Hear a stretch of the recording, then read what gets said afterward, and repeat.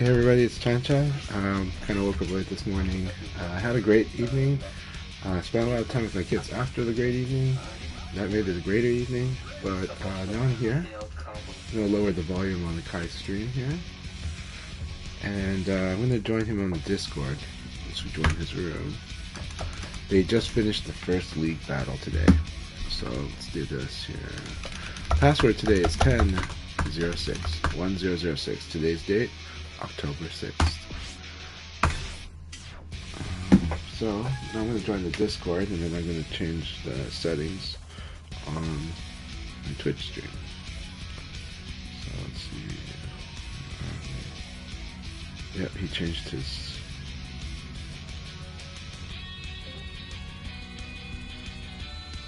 Play every character until I get finished top 25% in a league.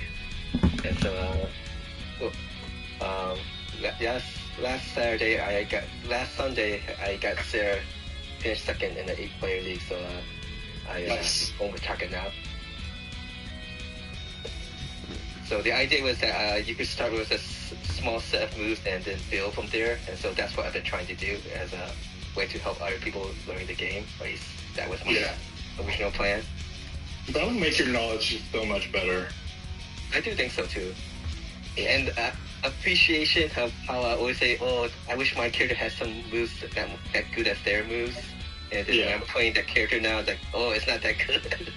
No, it's not that great. It's never that great. Yeah, it looks great on paper sometimes. Until you actually, cross over and try it out. Oh yeah, I could see some limitations here and there. Yeah, for sure. Who joined us? Chanter here. Awesome. Yeah. Hey, how's it going? It's team, man. Hey. Good. Sorry, I had too much fun last night playing VF and also hanging out with kids, so woke up late this morning. But that said, good to be here. Hope everyone's doing really well. And Satsuna, it's too bad you can't stay, but at the same time, glad that you got things started. And I'm glad you got busy things. It's good to be busy. So. Yeah. I'll come back. I told Ken shit I would run Gauntlet with him as well on Octagon, so we'll see how that goes. He's playing really strong today, so I'm happy. It's not going to be easy. Awesome. It's wonderful to hear. And yeah, Akai, learning different characters really is freaking huge. And it is highly recommended. It's highly recommended trying out the different casts, especially since VF is a system-oriented game. You learn a lot. So I definitely recommend it. You definitely learn how to use certain tools. Yeah. That are kind of like general, how to approach certain things, certain crush, and it gives you another appreciation of not only like the tools that your character doesn't have, but the tools that you do have. I wasn't as aware of how blessed Akira is until I got to experience elbow outside of Akira. Yeah. So yeah, dash elbow is actually pretty fantastic. Oh, it is. It's like forces small disadvantage. It's great. Yeah, it's great.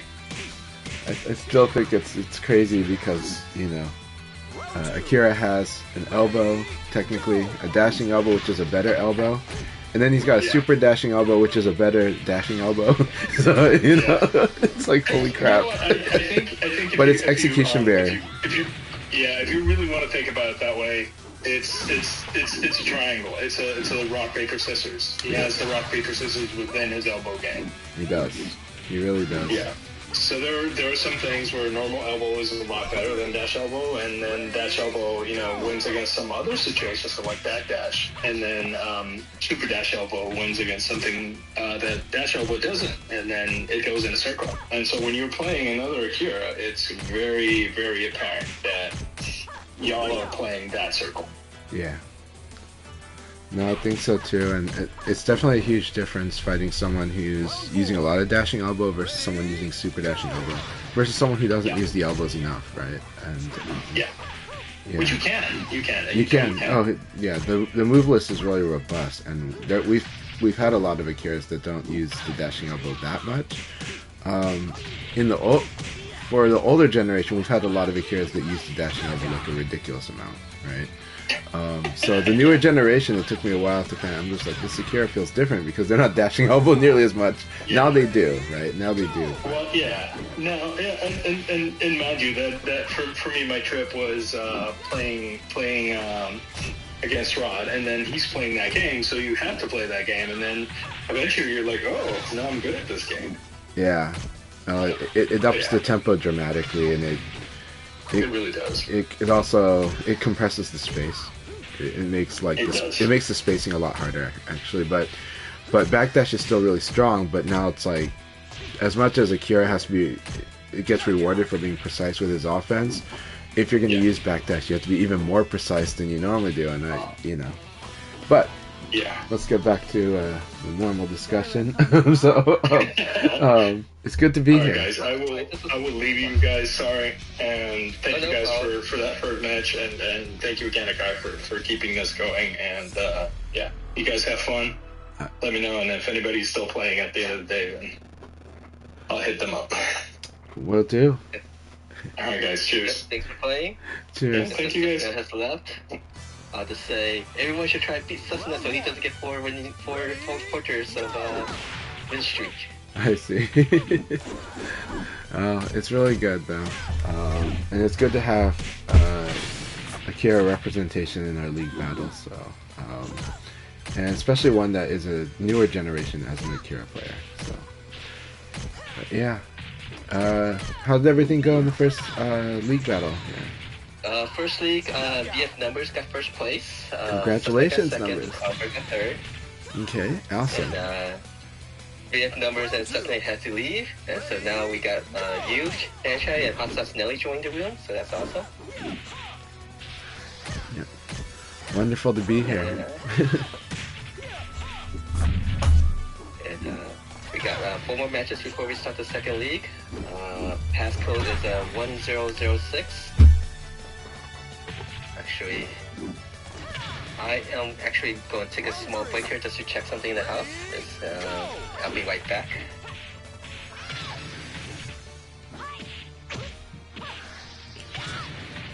Earlier I saw in the Akai's chat that Marley J is looks like studying Cantonese and going to be going to Hong Kong. So I hope they connect with the players there, especially Jimmy and Jerry. Jimmy PKG and Jerry, both very, very good players. Both, I think, if they don't know each other already, I think Marley J would have a blast playing with them. So both incredibly strong and knowledgeable, really, really knowledgeable. Just like a lot of the hardcore Asian VF players. But also the hardcore European VF players are very, very knowledgeable too. Yeah. And then I saw Nalastrave asking how not be trash with Vanessa, but asking Marley because Marley's got a ridiculously good Vanessa. And the answer from Marley J was don't get hit, and that's actually very true-ish, but sometimes my advice is some things you can get hit by some things more than you can get hit by others. So I only bring that up because that comes into the topic of threat management. So, but in like your chosen method of defense in the very moment. But generally, don't get hit.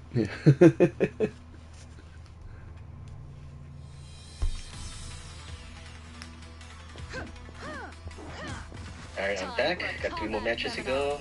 Round 1. Ready? So I saw your post about the board game Tokaido. Yeah.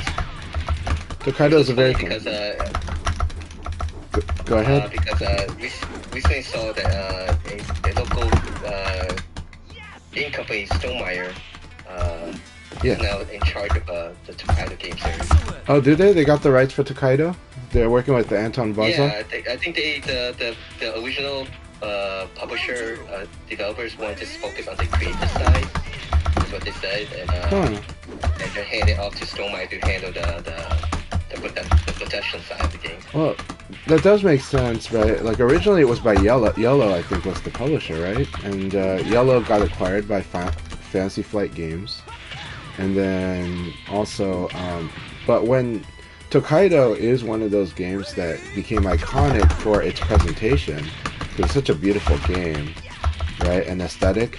And Stonemaier Games has a reputation for having this package, right? Like the games are pretty good, but like also there's a they're made to be almost like a collector aesthetic with them and thematic aesthetic with them and blending them, and they're a little American and they're a little Euro when it comes to Stonemaier Games.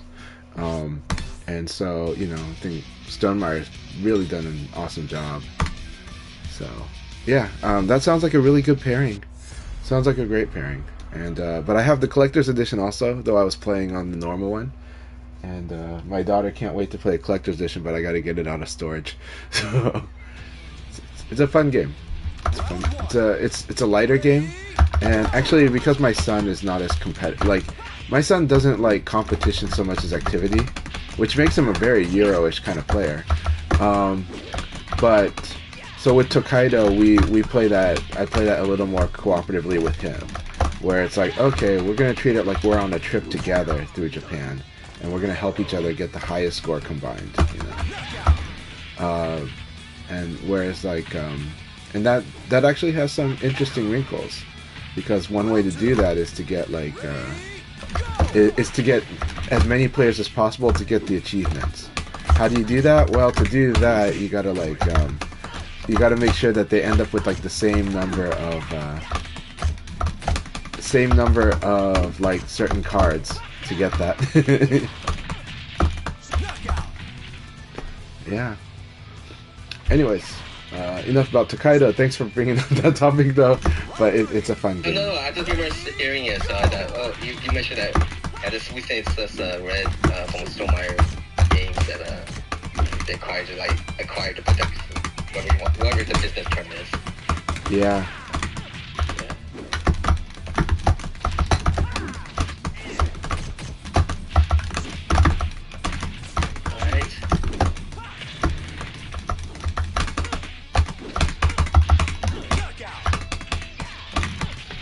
Really fun game, Volcano says. Really fun game, blurring as well. I feel like I'm still feeling the spillover from my battles with Volcano Shed last night, so which is helping when I fought against blurring. Watch Nelly dismantle me completely. This is gonna be so much fun. So. As the chat has somewhat gone, but talking about VF6. There was an interesting post that people are somewhere getting a little hype over about. Is this find the difference in these the official in which one the Sega has 6 instead of the G. Are there any other franchises Sega right now has that's on number 5? Well, technically Persona. Oh no! There is and then maybe I'm sure one of the variations of Sonic, and even though it's not number 6, you could say maybe Phantasy Star Online might be on its I don't know what version. I'm just joking. I'm joking, but thank you for crushing my hope. we have reason to hope because they've been hinting 6 for the whole freaking year, and they would have announced like Persona already. And if it and they've already done their RGG thing, so it's not.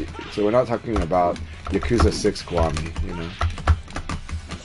So I can rule those out, Persona, it would be weird for them to do because they are starting a new series from the maker of Persona, right? So they're starting a new parallel kind of maybe franchise, but there's a new game that looks interesting. And I don't think they wanted to rip the sales under that game. Yeah, I forgot what it's called though. It's another one. 1, 2, 3, the 4. I think Sakura Wars is on the 7th one. I think they already had 6 released Sakura versions. Yeah, I think Sakura Wars is it. Well, the hard part is they did the whole we'll rebrand without the without using the number thing, right? And so it's like, okay, I don't know what number we're on now. But I do want more Sakura Wars. I really want more Sakura Wars. I want to wait for that series to really shine. But even though I heard the latest entry wasn't as well received, but yeah. Alright guys, we're gonna begin the second league now. All right, good luck. Have fun. Good luck everyone, have fun.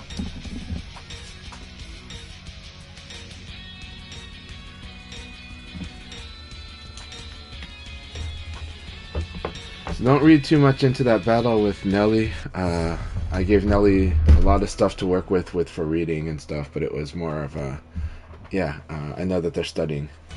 This one is a serious battle though, so we'll see how this goes. Nelly, I love fighting you. I'm glad you're in the league battles. I want to play with you more. You know what you're getting yourself into. Round one. Ready, go!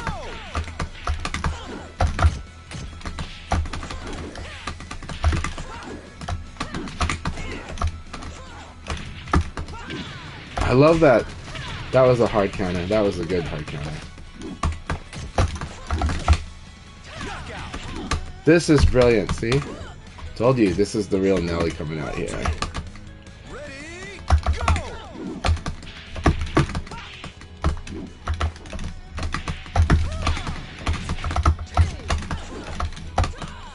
That was so good. Catching, that was like so many reads that are going on here.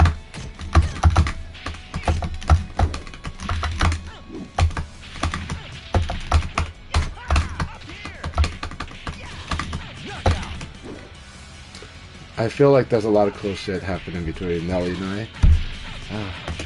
Love it when we fight. Ready, go!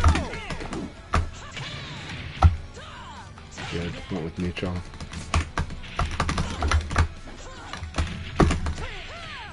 Oh, good.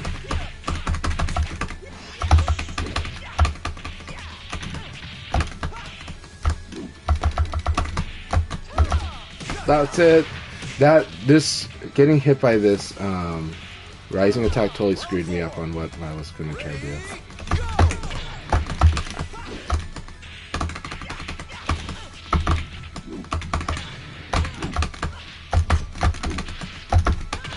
I thought I got an evade here.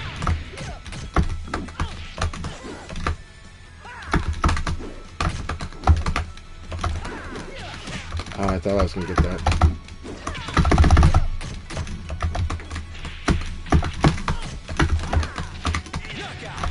That was such a fun round. I'm having so much fun fighting Nelly right now. This is way too much fun. Ready, go! I love that answer. That was a really good call out.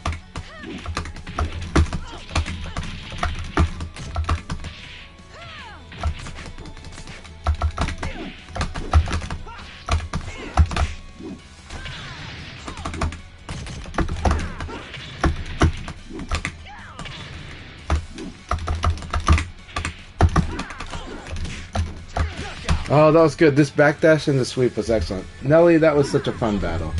Really, really good game. I loved every bit of that battle. Mission accomplished. Thank you so much, Nelly. I loved every single bit of that battle.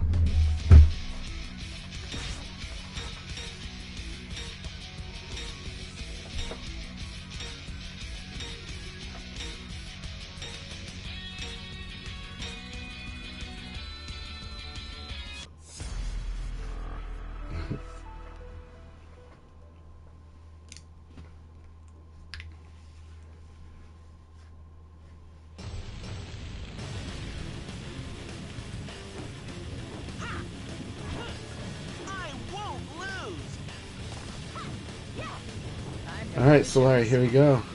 Round one. Ready, go! Okay, I need to do better. Good. I was too slow. That's really good.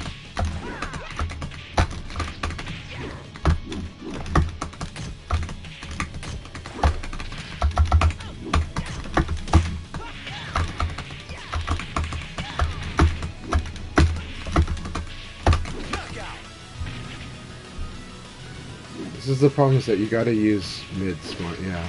And that means even after the elbow. Double elbow is good. Alright, I love that. I always forget about that opening.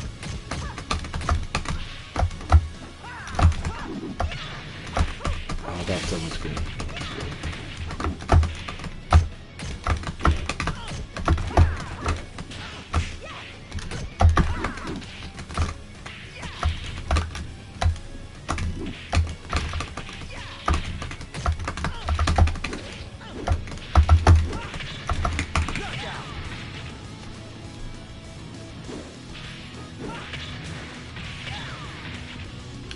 Round 3. Ready, go! They're not used to seeing like somebody purposely float there or risking float.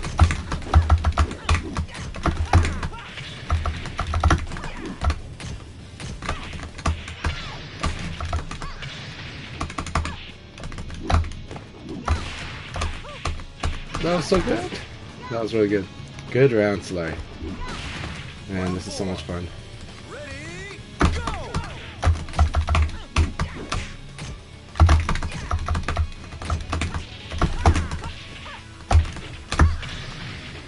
Very good.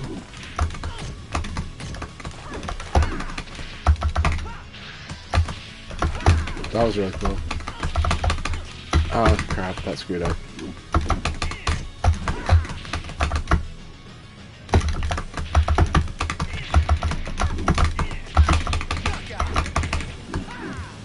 Good game. That was a lot of fun, Slayer. I had a blast. Your Sarah's getting stronger and stronger and using a lot of good different spacing. And really cool call out in the low punch there. Yeah, good stuff. Keep it up. So much fun.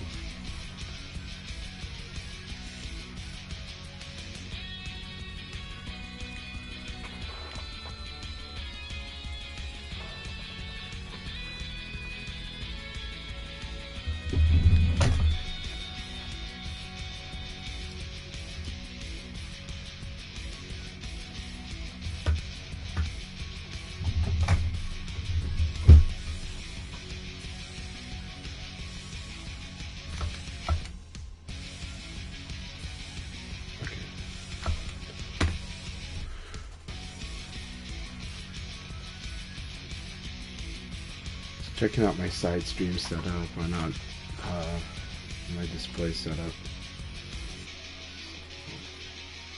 See what the behavior would be like.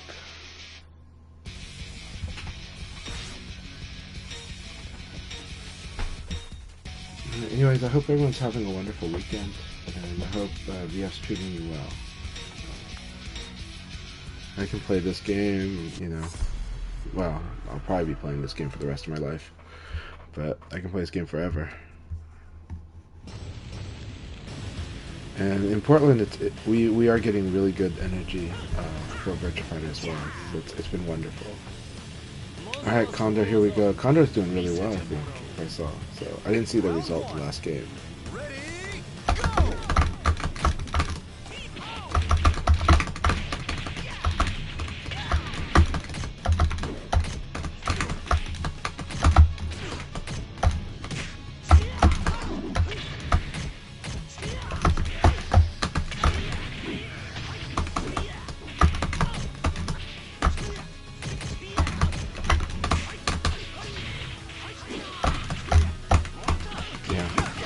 Got a bar there. There's just, well, block or a bar, right? That's the choice. Oh, that was so good.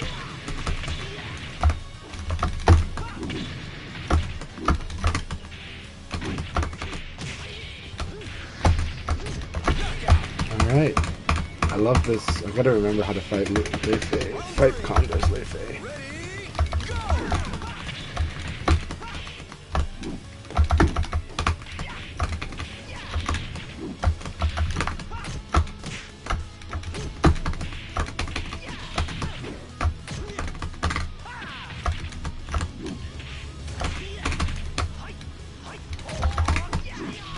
Wrong move. I tried to do the kick guard and it came out with kick, so I hit the buttons at the wrong time.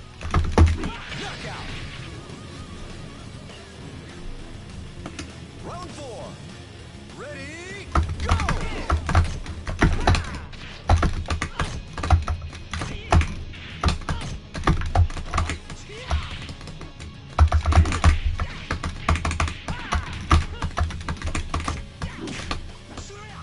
Alright, forward throw it is.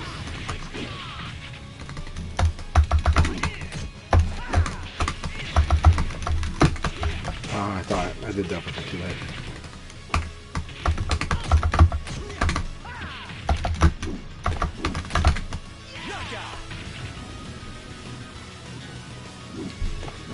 Round Round 5. Ready, go!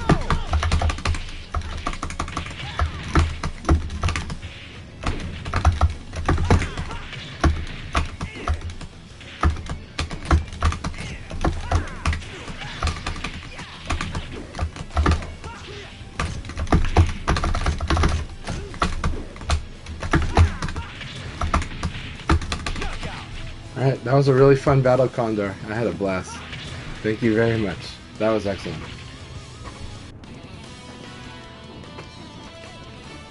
Forgot to train, eh?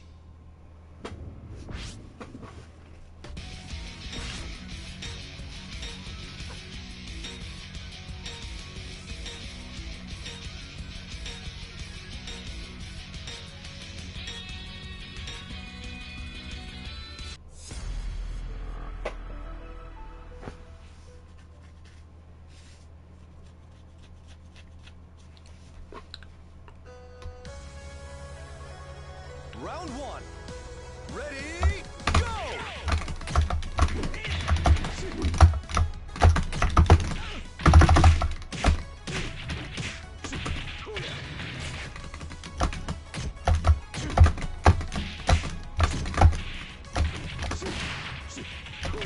Very good. Excellent first round look in, I said. These have been such good battles in the league battles. Ready, go!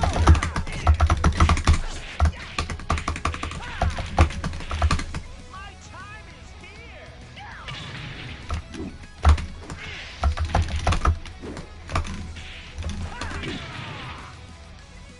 Ring out! I felt like staying down for this one. Round 3. Ready, go!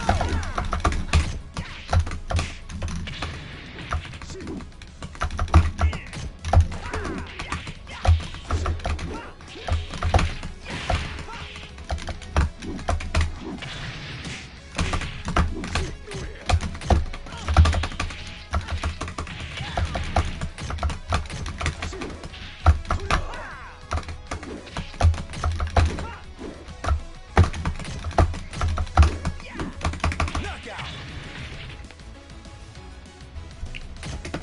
Round 4. Ready, go!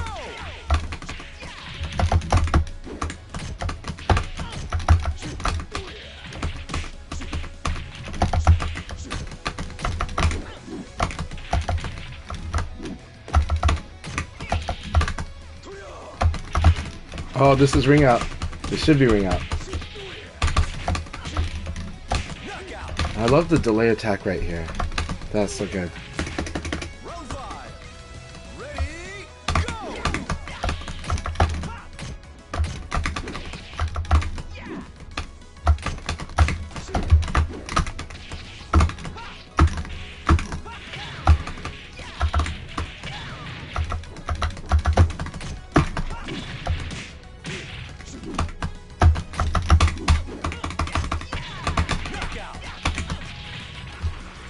Alright, that was an excellent battle again. What can I say? So many good battles. Everything going to 5 rounds. So much fun. What a knucklehead!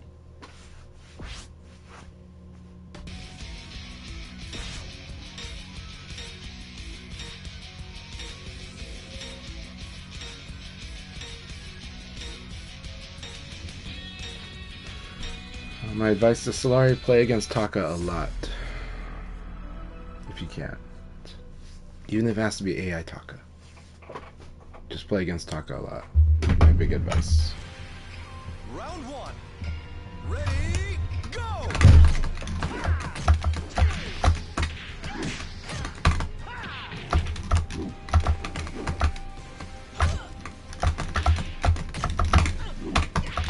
My time is here!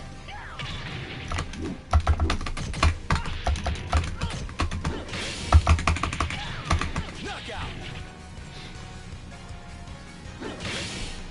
Round 2. Ready, go!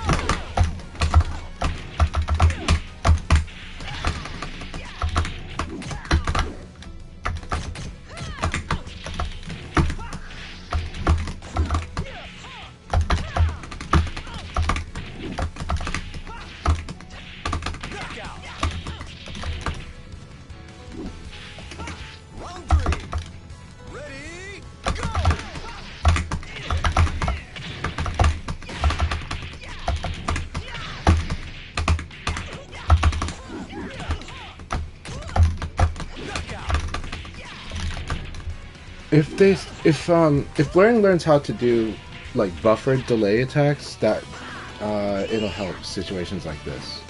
I think they ended up trying to delay and but like you can buffer delays. You can specifically buffer delay attack, and that will help.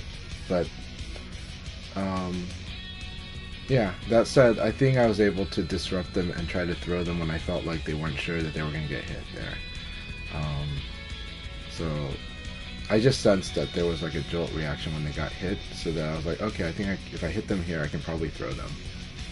And I think, but that's just a hunch. That's just a gut feeling. But I enjoyed the battle very much. But yeah, that's what I felt. I do need to respond to 1P better.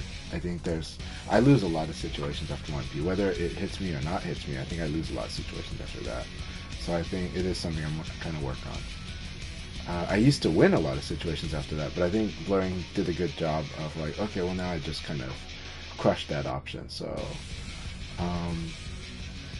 yeah.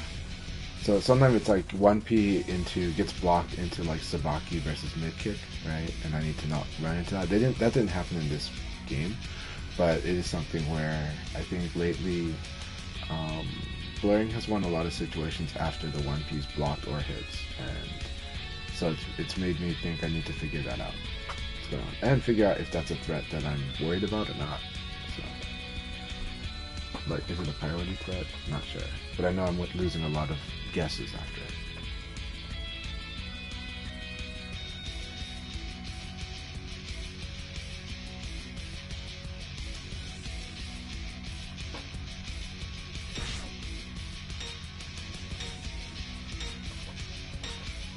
Alright, Marley J gave great advice to Guibert about that screw hook against Vanessa. Like counter hit with just a single screw hook does a lot, like leads to some big combos. Alright, here we go, Akai. Let's see. Okay, I'm worried about fighting Akai's Taka. I think I might lose the first time, and then I think I would be very strong against it after. The reason is because I don't know when Akai's going to throw and mix up throw pretty good. And it's going to be really hard. This actually is what Taka should do. But after a while, when you play something enough, you kind of get a read on how they process their throwing game. Ready, go!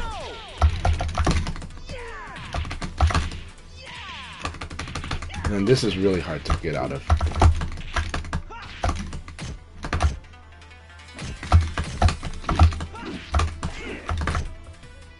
Dead. Knockout. Alright. Then he doesn't know yet how to move away with Taka, but there is a way. Ready, go! This is good. Low punch is a good opening for Taka. Basic pokes are actually good opening for Taka. Okay, that was too slow. I was too slow to punish.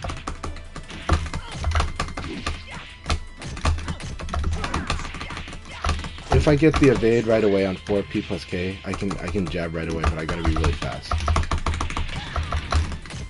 Knockout. Round 3. Ready, go! This is a good move. This is a really good move. Taka's like 666P is really, really good. I misread the stance.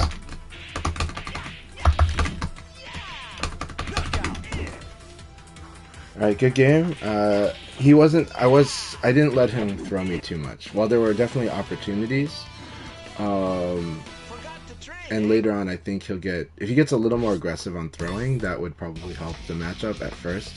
And then learning the string pressure and the attack pressure with Taka. So I'll give him those tips later, but I know he likes to learn things in his own way too. So just let him explore is really the thing now. He's a strong player.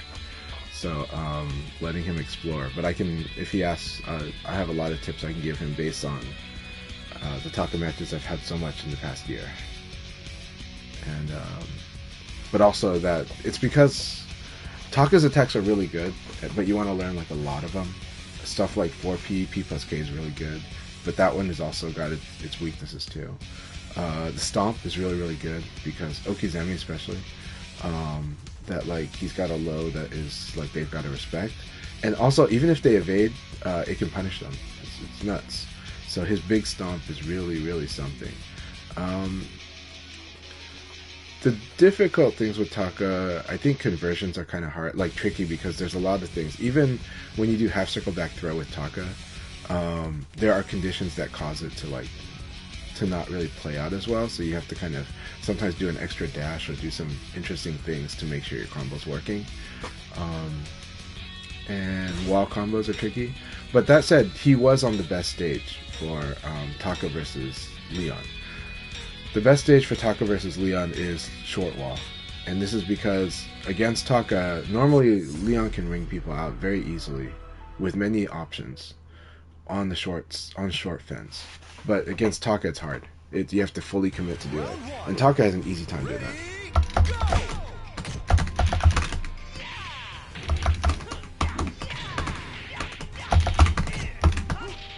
Very good.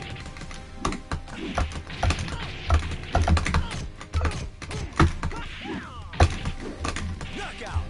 Okay. Round 2. Ready, go!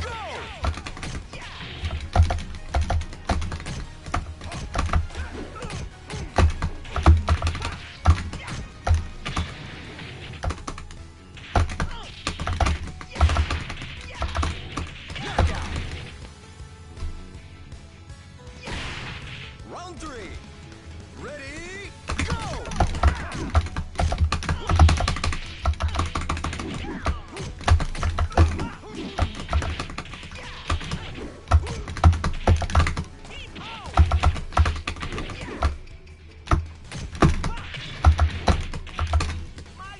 All right. Good game, Weebert. Excellent.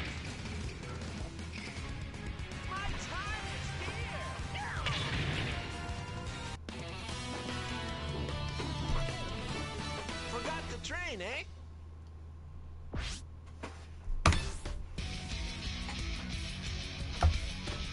Is that it? All right.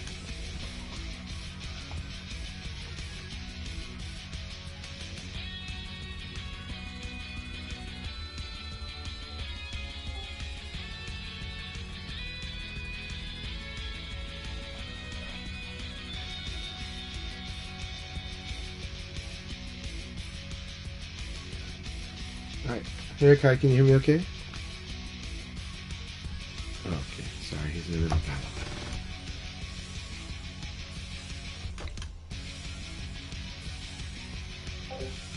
I did not scroll down. I didn't scroll to see his match. I thought I saw only one match remaining. Oh no, it's another round? No. Yeah. Okay, there they go.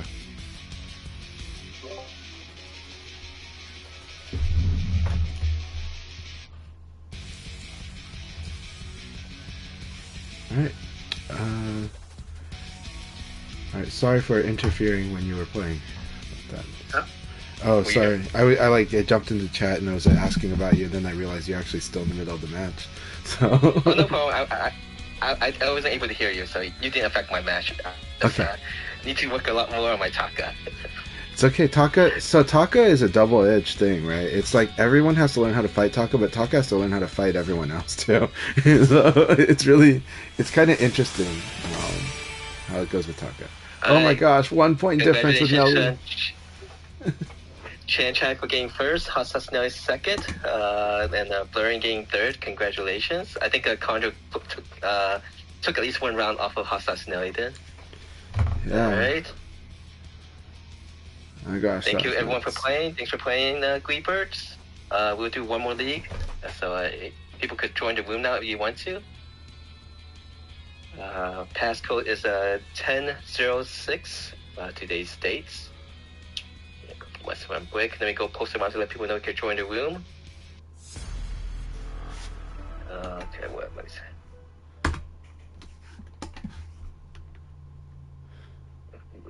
Pi. Round 1. Ready, go!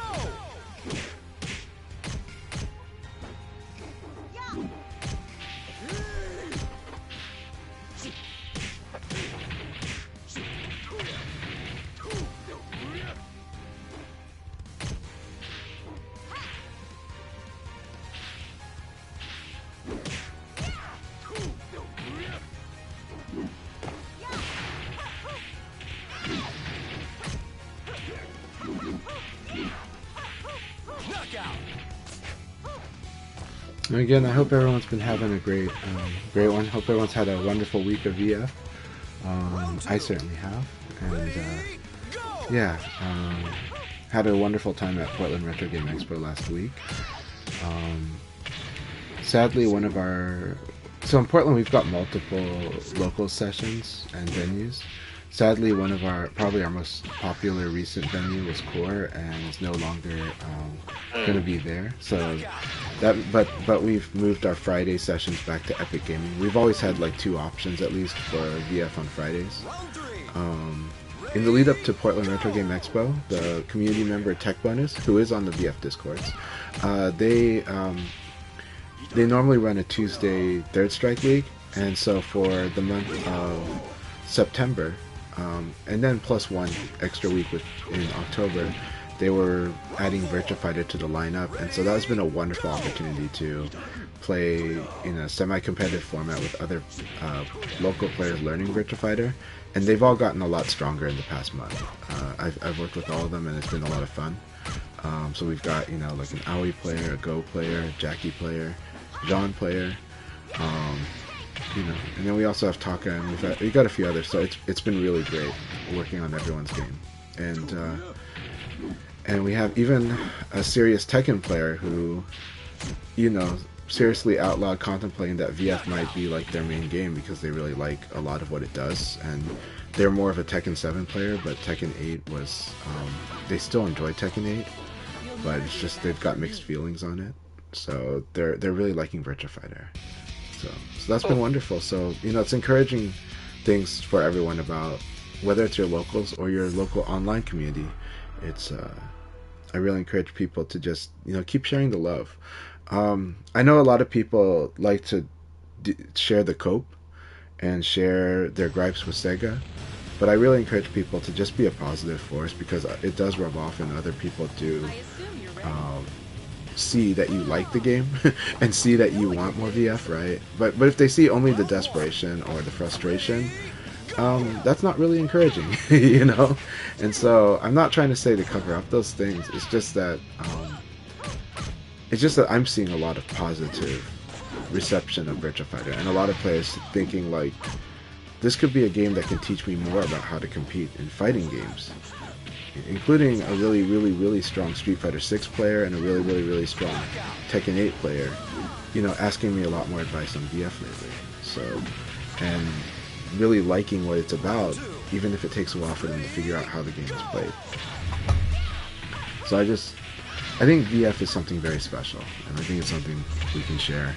But I think if all we're complaining about is stuff about VF6, that conversation honestly just gets really old. Like, we know, and I have that feelings too sometimes.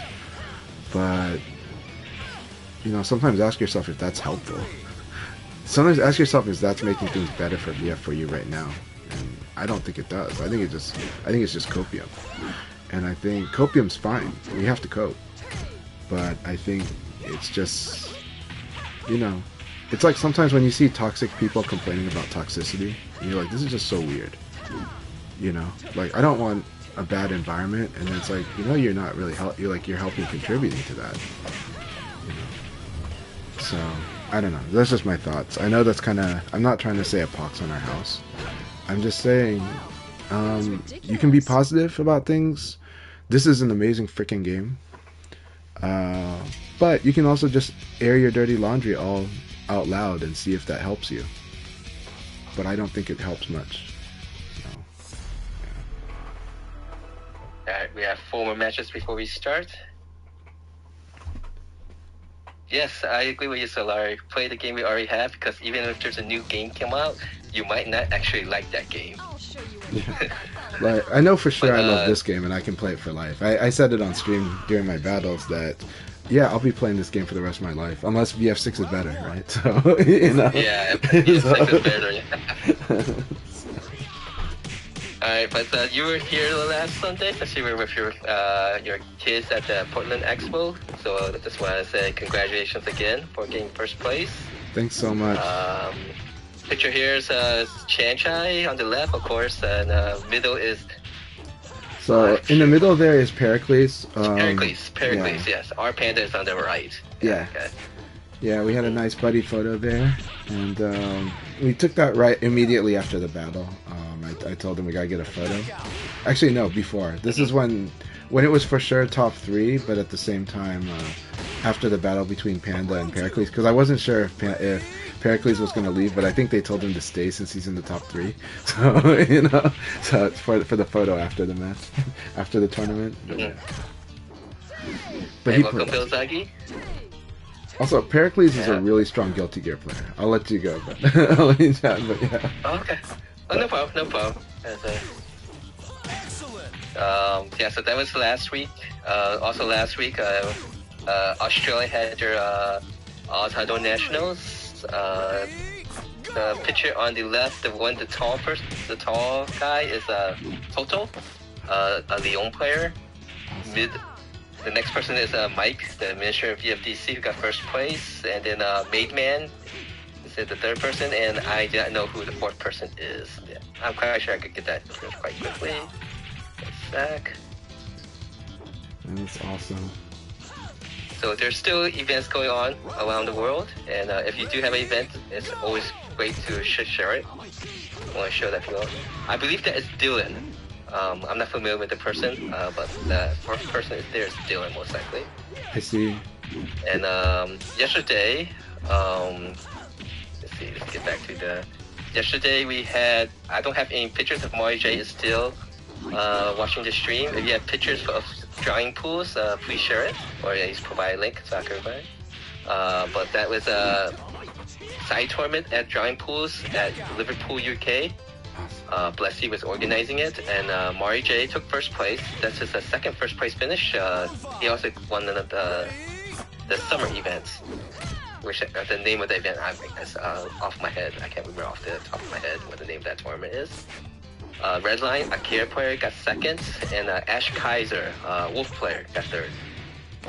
Wonderful to see them out and about at events. And the UK scene is bigger than a lot of people realize, actually. There are players that don't go as active online or even offline, but they still play VF. And I know that just because, again, when I went to Beijing, the player that I met in Beijing, I met a few, but one of the players I met in Beijing, they go back to Scotland sometime, and there's VF players that they play with. So, you know. The Europe, again, we just finished the third quarter for the Akai leagues. In Europe, Kingo took first place again. That's his fourth streak of 4 times now. But this time he only played Pi. Second quarter, he just only used Eileen. And now in the fourth quarter, I think he's just sticking to playing Sarah. So yesterday's results, right now Sandro is leading. Sarah player from Italy. And today we have Chanchai and BF Numbers getting first place. And we're doing one more league. Upcoming events. We have online in North America, organized by Harpoon. The Vortex Gallery events. It'll be November 2nd. I believe the deadline for that online event is the end of October. So, and November 2nd is a Saturday, if I remember correctly. That's correct. Please register. Please support the event. It's going to be a good showing, and it should be a lot of fun. And Harpooneer is a wonderful, wonderful organizer, as well as personality. So, but again, it's a free online tournament. You guys should do it. You know, you'll have fun. Yeah, the deadline is October 31st for that event. Offline Bar Showcase 2024 in Denver, Colorado, the Bushido and Assassin area. They should have a offline event there. So if you live around that area, that might be something of interest to you.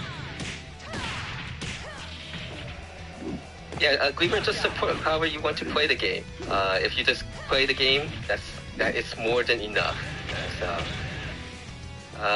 and Just recently, as I saw posted by Tesco, she will be hosting her 5th Tesco No Hayes Cup. Tesco No Hayes is Tesco's room, referring to the online account that she has on YouTube. This is going to be an offline event actually, and it's going to be a 5-on-5 team tournament that's part of the VFR Virtual Fire Relationship organization. So this VFR is the one that organized the Pre-Beach Tri Cup and Beach Tri Cup.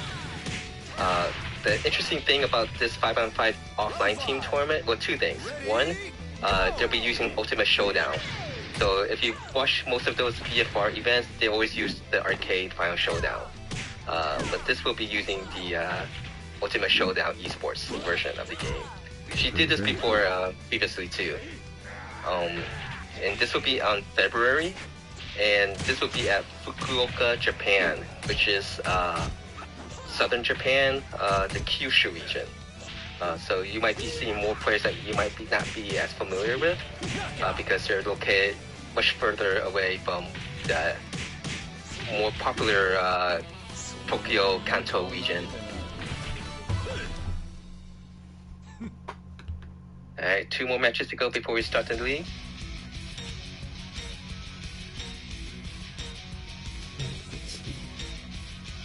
And I think that's basically it.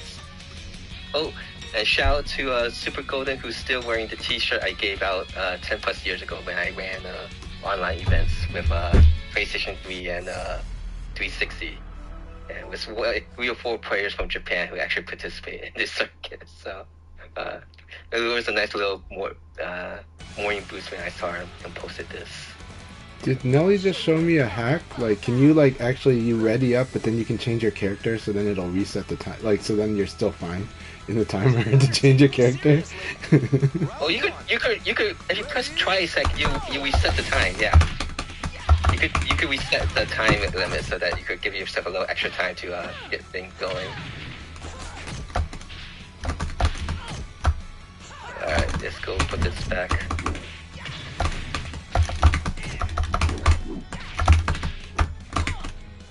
Too many slides.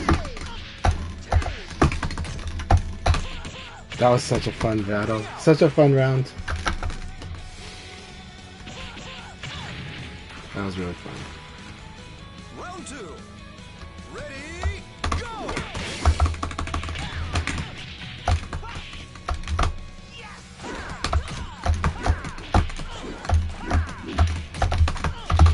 Yeah, a lot of those shirts.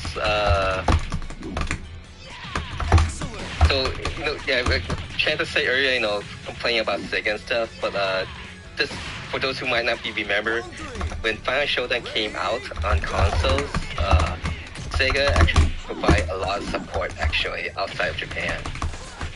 There were so many reviews of Final Showdown before it was released. There was a launch party in California that they brought over Chibita and Fudo. Then they hosted and provided prize money for an Evo Final Showdown tournament.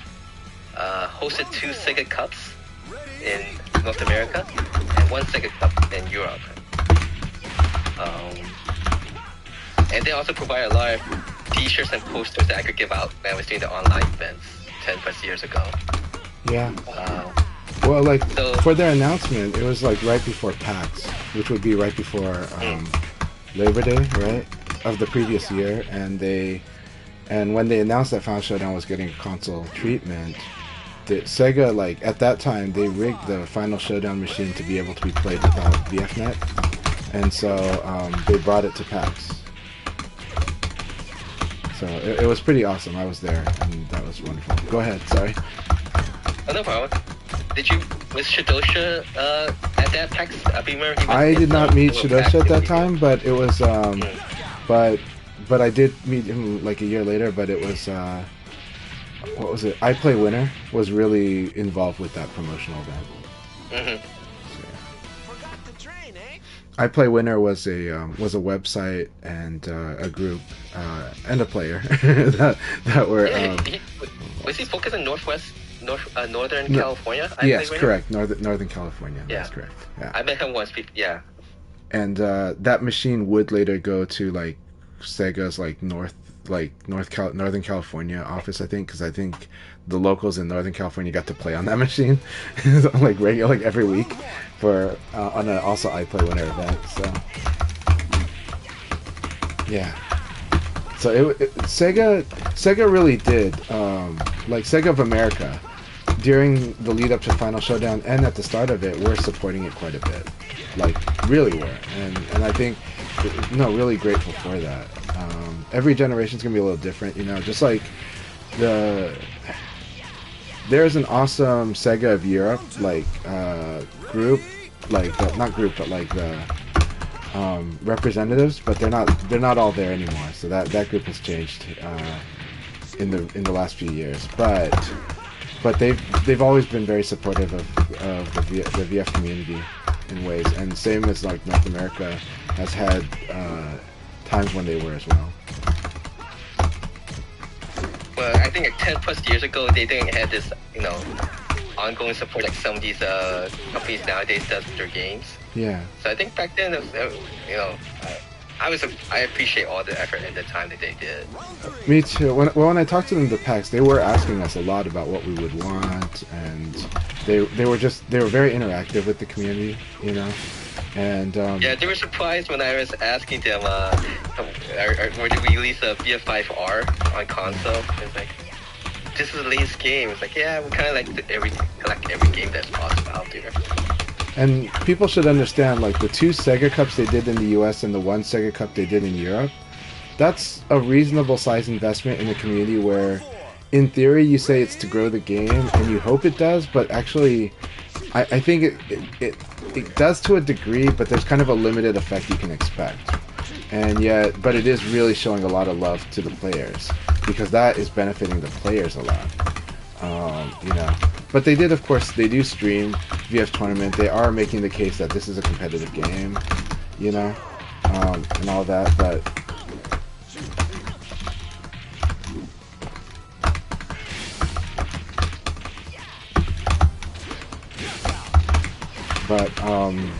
but like, that's a lot of resources poured into supporting the locals, and I think same as for what everyone can feel how imperfect Sega has been in promoting VF even in Japan. When you look at the actions they took in Japan and that they reached out to the Taiwanese and the Korean community, they're trying. All right, good luck, have fun. Yep, good luck, have fun.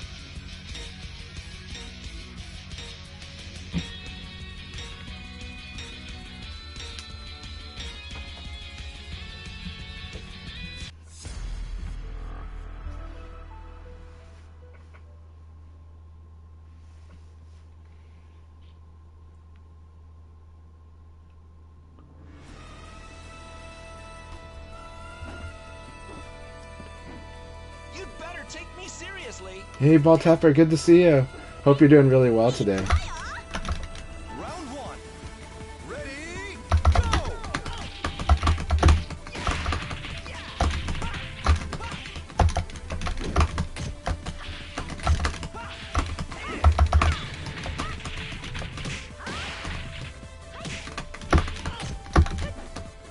Alright, hard to see what Akai's gonna do.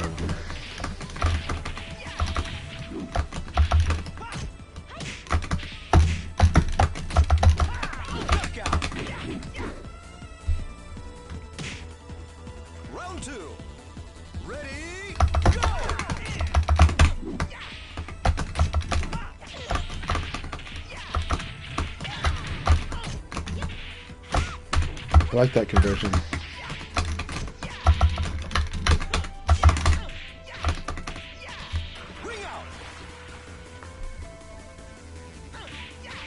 Really good to see you, Ball Tapper. Oh, that's I like that.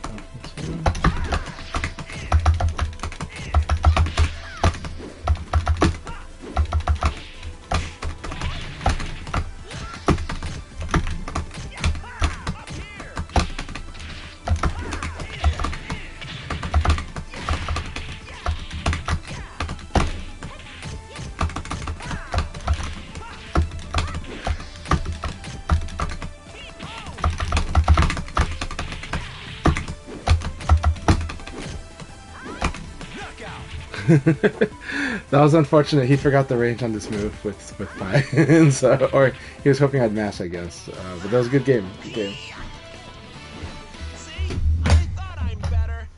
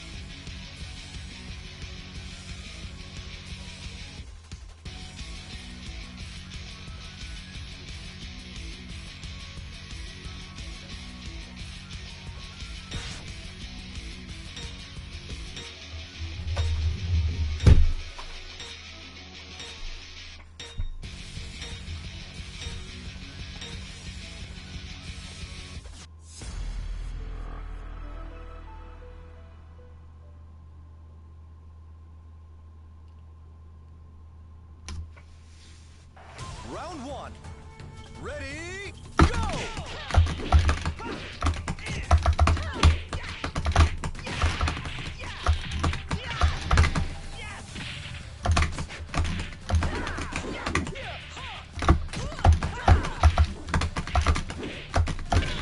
That was really good. He's like not gonna let me throw him, which is good. Knockout. Round two. Ready, Good adjustments. go!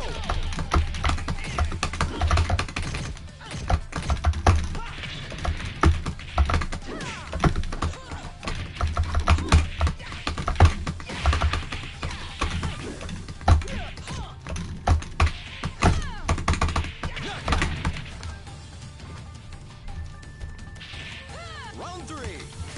Ready, go! That was an awesome opening. I love that. Try not to Sabaki against Leon side turn. It's a bad idea.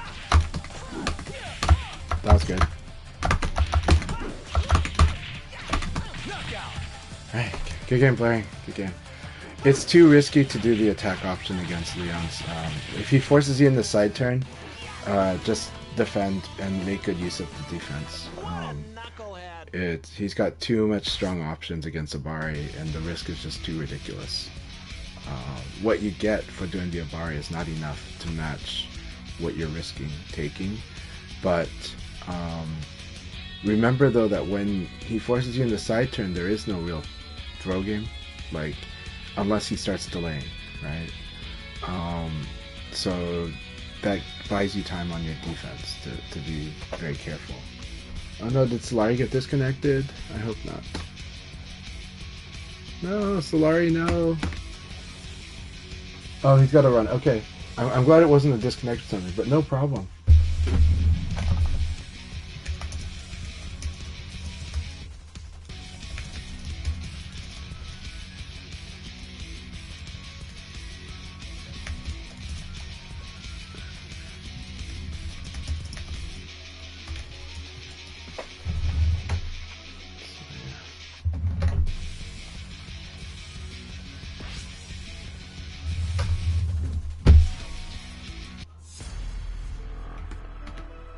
Okay, we're taking a break this round.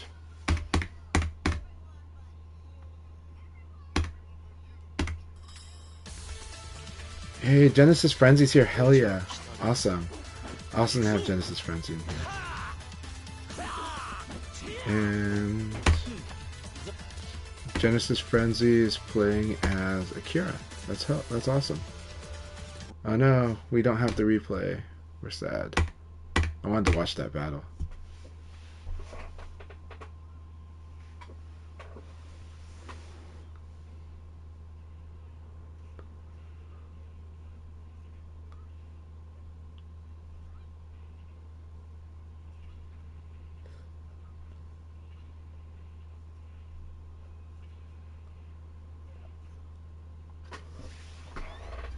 So I'm watching Nelly versus Akai. It looks like Akai's being very careful trying to feel out fighting Nelly.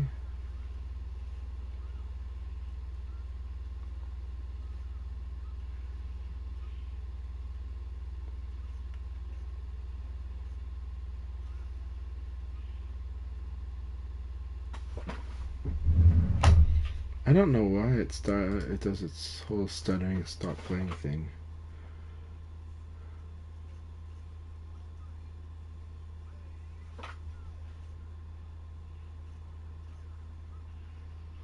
But yeah, watching Akai versus Nelly. Right now, Akai is up 2 rounds. I think the hard part with Akai is they're very, very patient.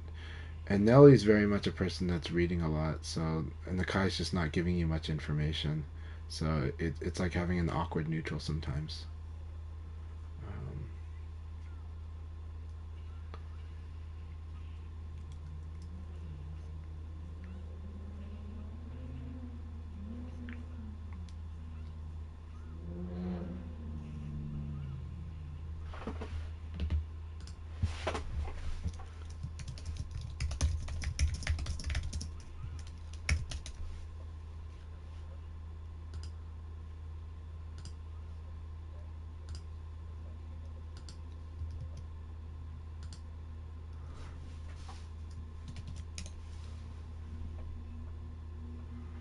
Alright. Okay, Akai takes it. Alright, here we go. We're fighting against... Oh, Solari's gonna disconnect. Yeah. Let's see. No, we're fighting Volcano Shed. Alright, Volcano Shed, here we go.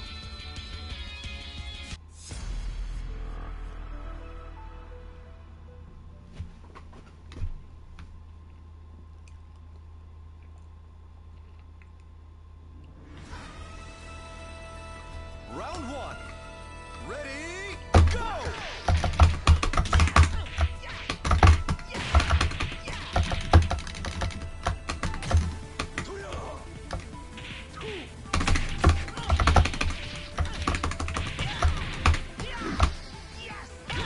Knockout.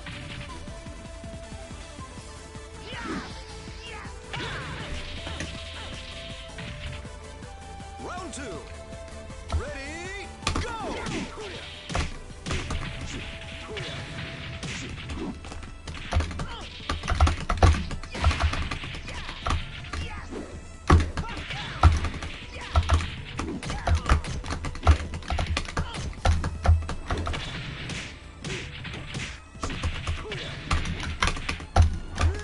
Okay, nice.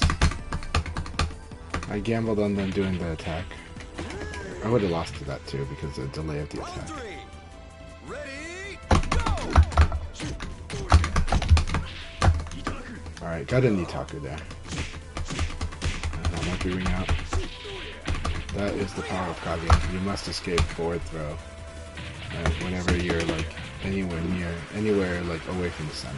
Round 4. So, that's good. Ready, go!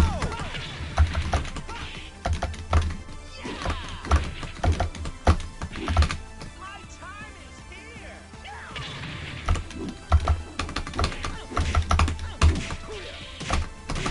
That's right. This is the thing that I learned against him fighting him yesterday.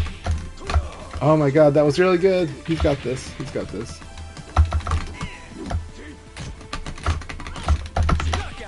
Alright, good game. Good game, Volcano Shed. And so using 4P was good here because it punishes me for evading to the back. Because of this, and I was lethal, so it was risky of me to do an evade. That was a great game, Volcano Shed. Really, really great game. And there's a really good choice at the very end there, doing back and punch. Doing 4P, it's a very fast move. We're that close to each other. And so normally I don't mind taking that hit. But even though 4PK is very annoying. But yeah, punishing me for evading to Kage's back. Again, I said it on the stream yesterday. Kage's half circulars have to be respected, and I didn't respect it, so very, very good. The reason for evading to the back is to avoid the 3P. But when you're near like a wall or even a ring out like a low fence, 2K plus G is a big threat, so you gotta evade to the front when you're avoiding that move. So yeah. Excellent battle. So let's see. Got Condor, got Sonic Fan, and we got Nelly. So Nelly might win this one. Let's see.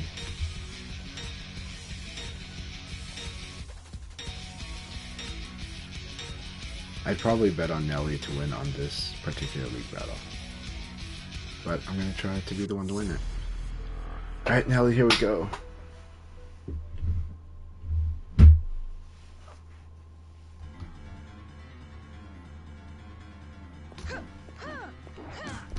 Time for a combat seminar. It's showtime! Round one. Ready, go! Alright, they went with back throw. Really good choice.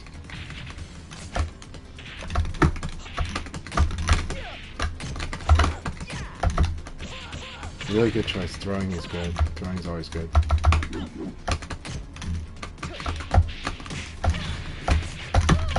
Very good.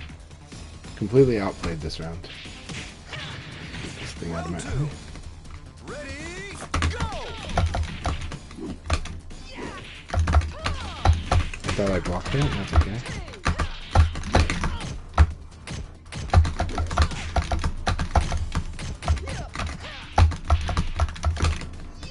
I'm always surprised when I counter hit them with a low punch because I saw them backwards movement.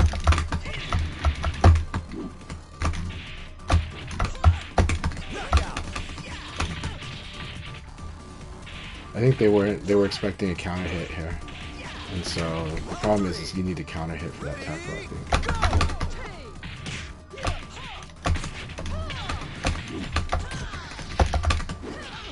Oh, I love that. I love that so much. That was really good.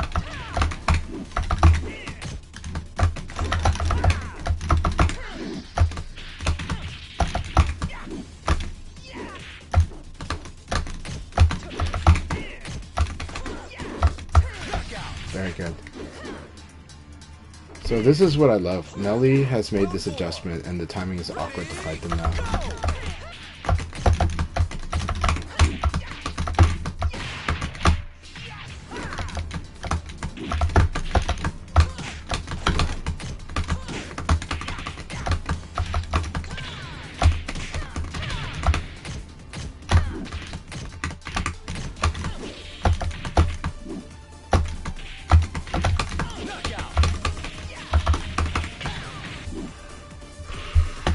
Round five. Ready, go!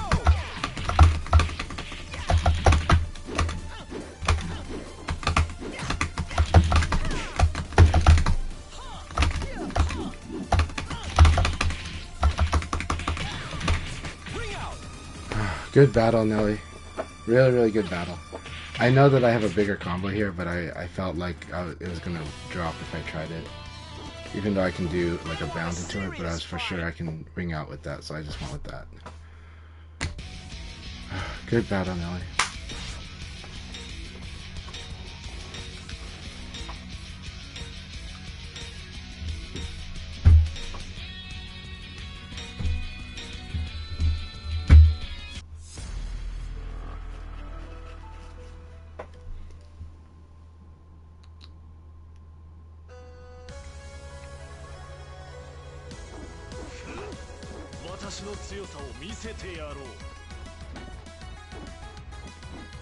You'd better take me seriously.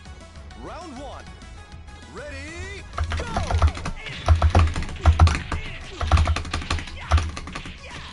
Ring out!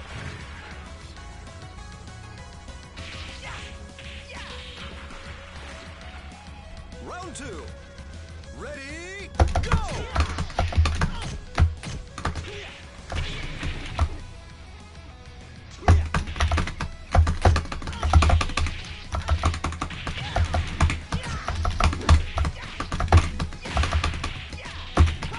Ring out!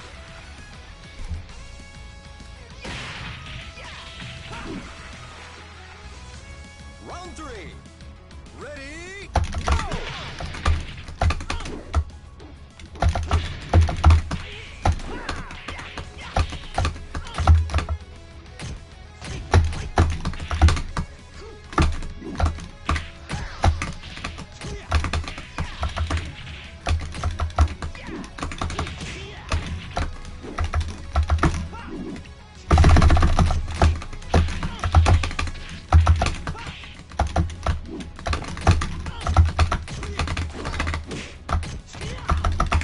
Almost. That was really good. I screwed up by not throwing in time, but I realized it and I tried to throw, but I didn't. I buffered it too early. Ready, go!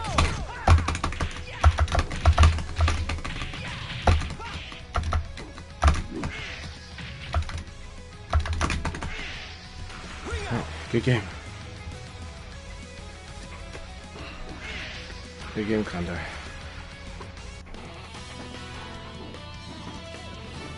Forgot to train, eh?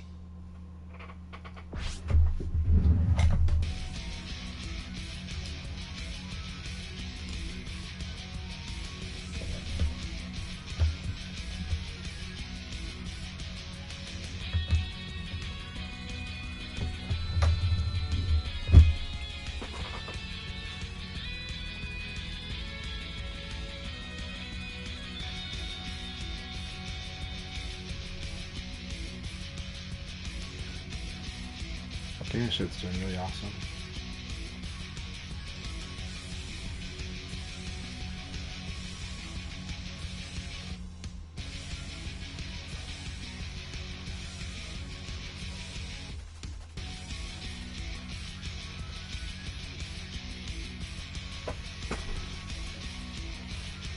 Alright, Genesis Frenzy, we're gonna fight each other next. I'm looking forward to it. Let's see what they're working on with their Akira.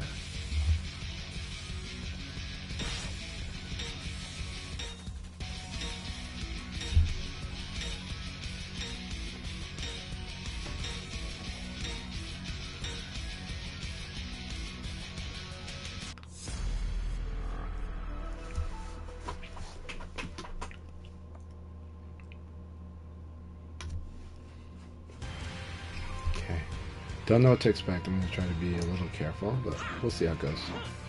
I won't lose. Let's do this. Ready, go!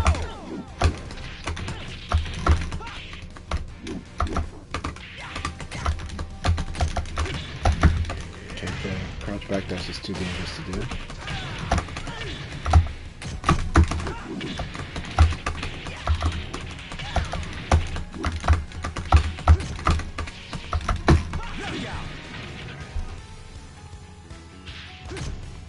Round two. Ready, go!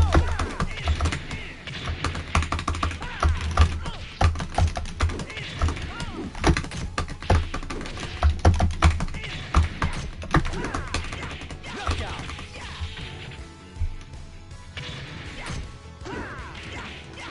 Round three. Ready, go! There we go.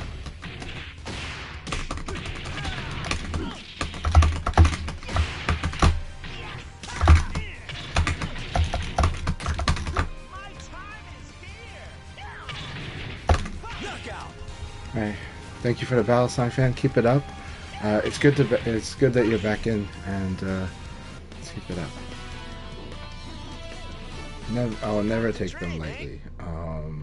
They're a very strong player. They really are, and they're learning Akira right now. So.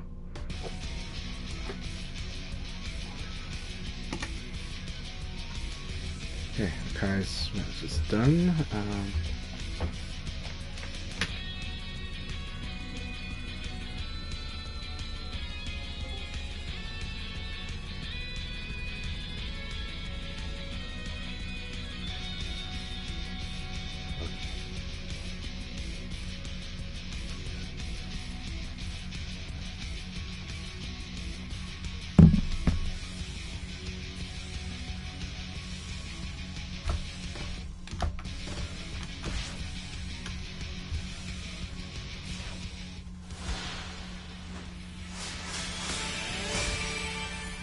Mute everything. Hey, congratulations, Chan Chan, again for getting first place.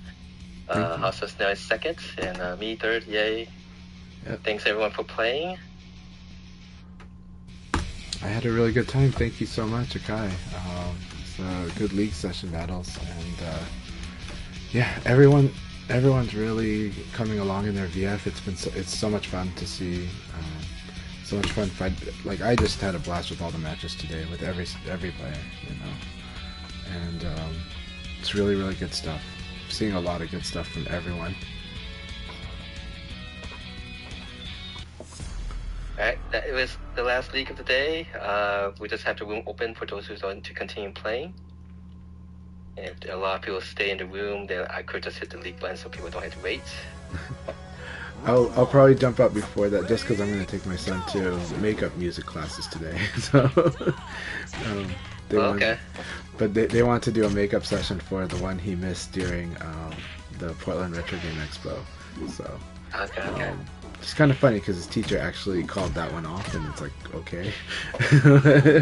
But it's okay. More lessons. What does is he good. play? Right now he's just learning ukulele, and you know, he'll be transitioning to guitar soon. But you know, Okay. yeah. So, but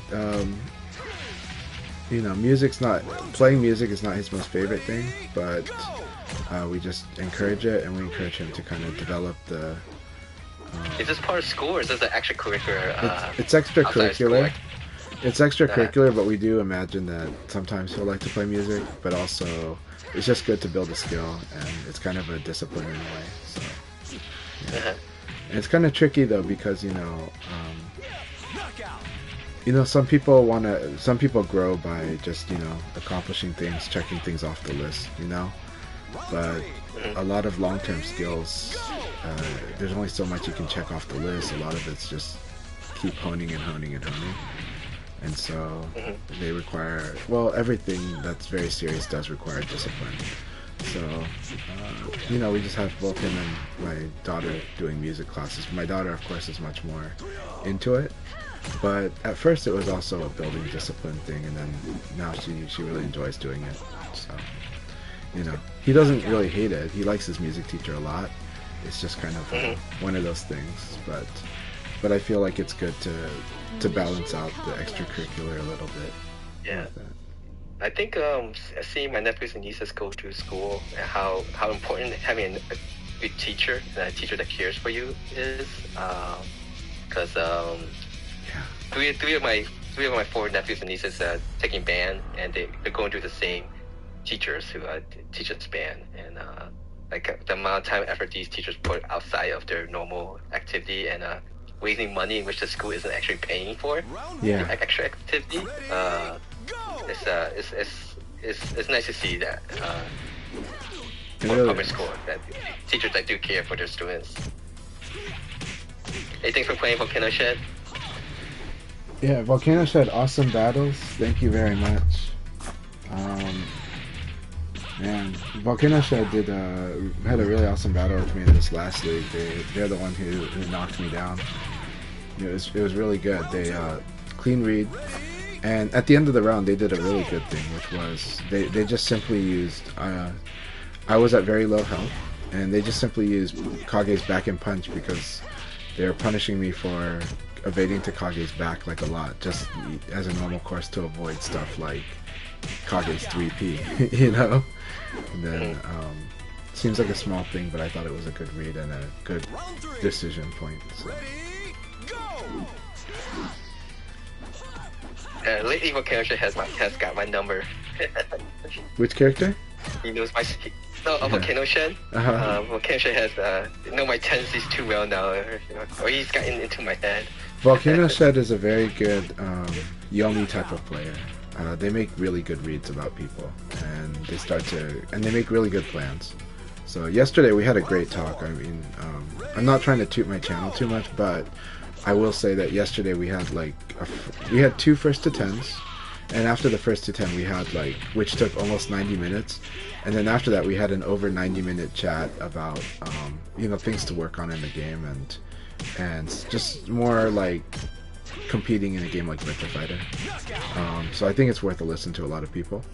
So I thought we had a really good discussion, so I think I'm trying to timestamp the topics that we covered yesterday, because there's a lot of topics, and I think Volcano Shed's one of those players that is also part of the new generation that is just, they're very strong. They have a lot of really good strengths, and I talked to them yesterday about different concepts, including, and they were surprised, and I found a lot of people nowadays surprised by the concept of maybe because you and I play like board games, card games, different kinds of games, you know.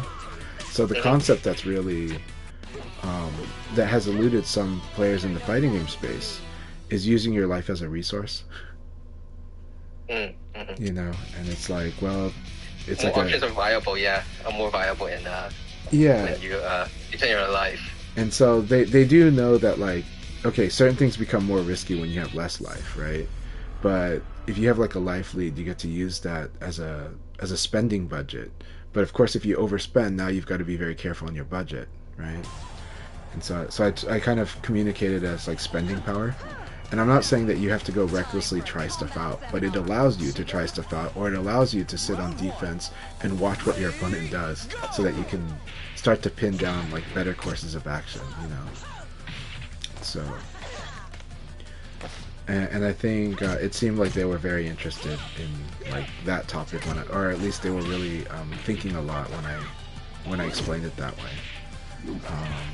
And I think their play naturally does a lot of this already. It's just I think a lot of times they have really good reads, but and that means implied in having those good reads is there is a sense of when someone's feeling pressure and when someone is relaxed. They might not process it consciously, but I have a feeling like that they have those types of judgments when they play, because I've seen them corner some people, you know. But if we're consciously thinking too much of just win, win, win, and don't lose, don't lose, don't lose, don't get hit. Don't get hit's a big deal, and you got to learn how to not get hit. But there's a lot of things going on in terms of constructing a win. Managing threats and knowing which opportunities are worth it, knowing which threats are really a problem and which ones are not, is a big deal. Because it opens up a lot more things for you if you can differentiate that. GG says that's the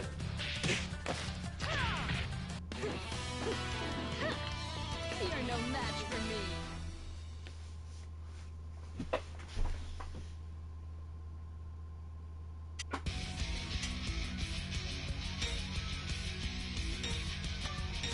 So Volcano Shed replied, "Nah, don't get hit. I think is killing me at the end of rounds. Like, I get too focused on blocking Sarah's 2K and Flamingo when it's really not worth it because the mid is so strong." Yeah, and again, that's the idea that you should go. Yeah. And the thing is that, you know, in VF, like in VF,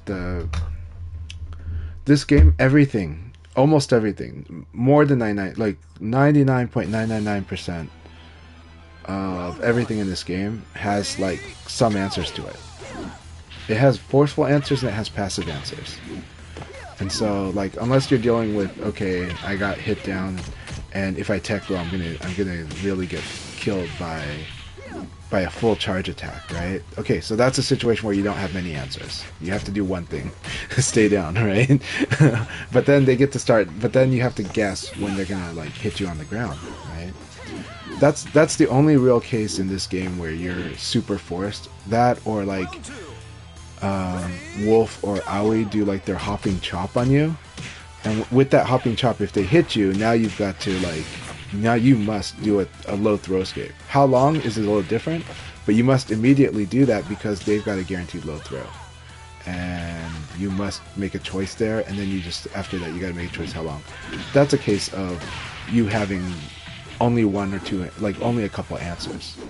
But everything else in the game is very flexible about, there's just many different things that can kill what you're doing, including guarding. When you're guarding, throws can kill you, low attack is annoying you, guard break kills you, right?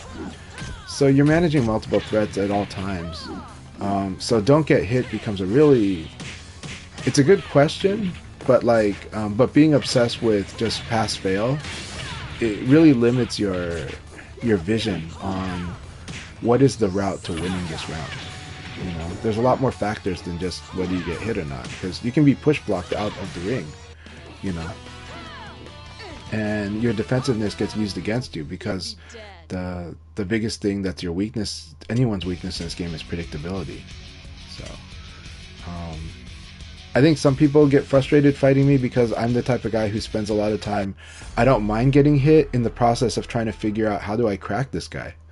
You know, and so I don't mind taking those hits. I've got a full life bar to use to give me a spending budget, and I just need to win 3 of the 5 rounds, so I'm allowed to lose 2 rounds, you know, Just focus on. and I don't mind spending the 5 rounds to win, you know, and I don't mind I don't mind my life bar getting down to non-lethal, but down close to the edge, to try to figure out what is this person uncomfortable dealing with. And so a lot of time I think I am attacking people's comfort zone, and that's probably why some people get really furious when they fight me, you know. But fortunately I think my personality helps them not be as angry. I don't know, but sometimes still angry. But yeah. But I think it's a good thing to understand is that every game is about decisions. If they weren't, we wouldn't be they wouldn't be fun. The worst games are the games that don't have decision points. This VF just gives you non-stop decision making, non-stop. I love my matches today with a lot of players. Like with Nelly, there was all these cool little decisions we're making, and those decisions are down to like, do I crouch dash or do I do a full dash?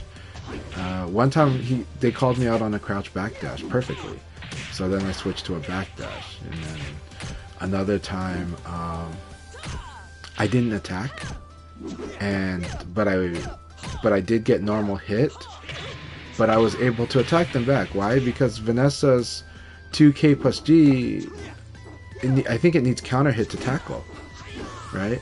So taking the hit there was a little better. And then hit the button after, you know. And there's a lot of situations like that in VF where sometimes it's better to whiff punish than to crush, but sometimes crushing is better. But that call is up to the moves your opponent's actually making. So I think it's a lot of fun. I think this game is just so amazing because of all the options you have at almost all of the time for both players on offense and on defense. I think what has given a lot of people a hard time to learn VF is understanding this is decision by decision by decision. It's not really wait your turn. I know everybody wants to frame it that way, but other fighting games is a lot of wait your turn. This game is like, no, you're still making decisions even when you fuzzy guard, even after it. You know, you're still like, you're not just stuck in like a block string forever. There's a lot of choices to be made even during the streams. So. And even when you're being comboed, right? Because you got a tech roll, they've got to be aware of where you could possibly tech roll because it can totally undermine their offensive flow. And then the decision I like to make is, do I tech roll fast or do I tech roll slow?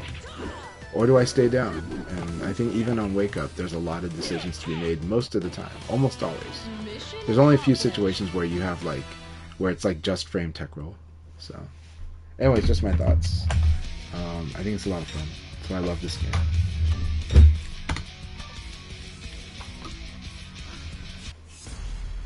For those who not know, Mike has updated the PP Tri Cup thread on VFTC.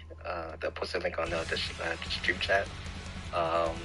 With timestamps for every single match in that 12-hour archive. He developed a program, a Python program that he called a match indexer, and so it allowed him to quickly find basically the time for every match to happen. So if you're interested in finding a specific matchup, you can just go search Stera or the initials of whoever you want and find up the matches there. He also posts some neat statistics here and there, and win streaks of characters. And just for your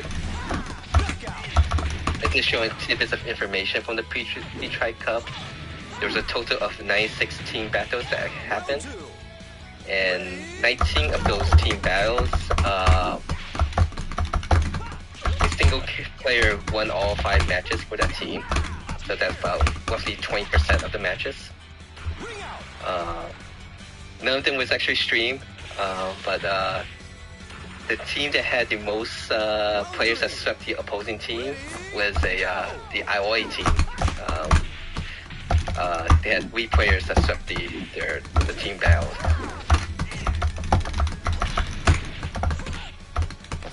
And if you wonder how many actually went up to the final player on both teams, 23 team battles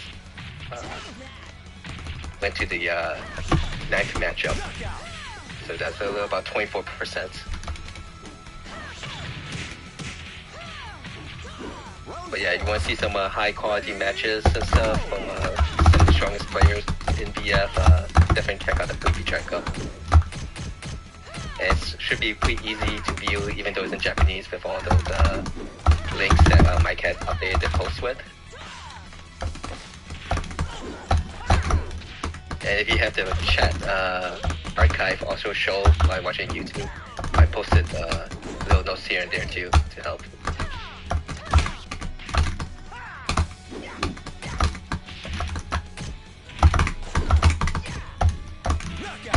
So much fun fighting Naomi.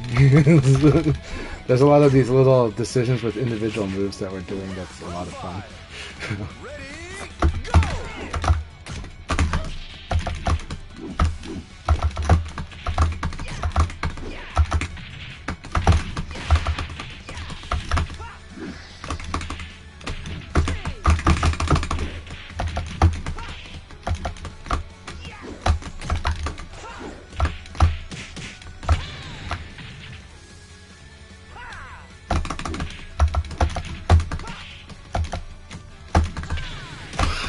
Good game.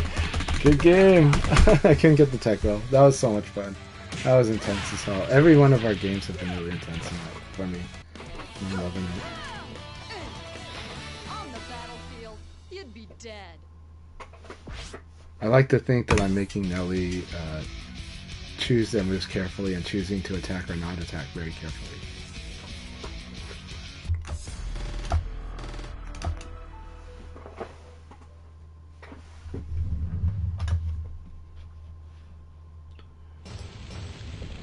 So yeah, I do want to give that extra shout out to Mike's, fighting game parser that like can allow you that can index matches and create timestamps. That's a pretty awesome script, and us in the Virtua Fighter community got to benefit so much of it during the Final Showdown era.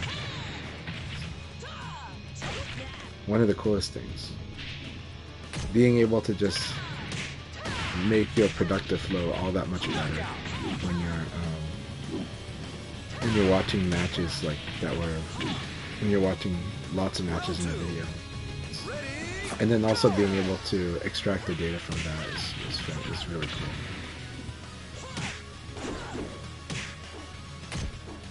Yeah, talking about using programs, Super Golden also had used a Python program to measure the time, how long each match lasts. Yeah. I think the average out came out for him after 5,000 matches, so that's at least 15,000 rounds. He looked at all the different stages. The fastest stage was the taco stages, but it's not that much faster. How long a round lasts. They're all just under 6 seconds, right? Oh, yeah, that's okay. 1 second or so. Yeah, difference. Yeah. So the difference between Super Golden and Mike is that both of them know how to type big programs or something that makes it much more efficient to gather stuff. Yeah. I do things headlong and just go with the old tedious method of measuring things. But I'm glad that what I measured time-wise is just when I measured the time of each match, I came up like 22 some seconds. Yeah. But so it's very similar to what Super Golden did with his 15,000 rounds. Yeah. Validations on that. Well, and these are, to make it clear, the sample data is specific to, these were online matches with high-level players from Japan, right? So that's he got it from one site. He didn't say which site specifically. Okay. Yeah. But it's just from one YouTube. It could be offline matches too. I see. But no, it's really cool. It differentiates. Yeah. Well, I mean, that's just more about a sourcing question, right? So, yeah.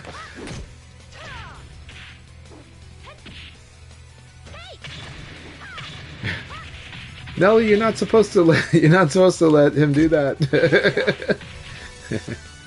Don't tell him that. Don't tell him that. It's like there's like three points of entry on that, right? The number one is that okay, but we're gonna assume that Nelly believed that they can stagger break that. So that's number one. But if you don't think you can stagger break that, then you need to escape down forward throw. If you want to avoid that, but you're gonna eat the other throws. So ultimately, you want to get good at the stagger so that setup becomes mitigated as much as possible. That's the threat management, right? So the threat management is, can you beat that stagger after the down forward low throw, which is the second part of this sequence, so that Pi cannot do backdash into kick against you to combo you. And then, if you can't, then it becomes a priority to consider escaping the down forward low throw. And then after that, it's, don't get thrown by the first throw. If you can't beat with both of those, then yeah, but generally you can. So there's multiple points of mitigation. Yeah. But I was just like, oh, Akai is so going for like the back turn kick setup. And I only know it because Juicebox went for like a week trying to do that to everybody. And doing it successfully. So, yeah. Sorry to spoil your Pi, but your Pi is very good even without it because you rarely use this setup.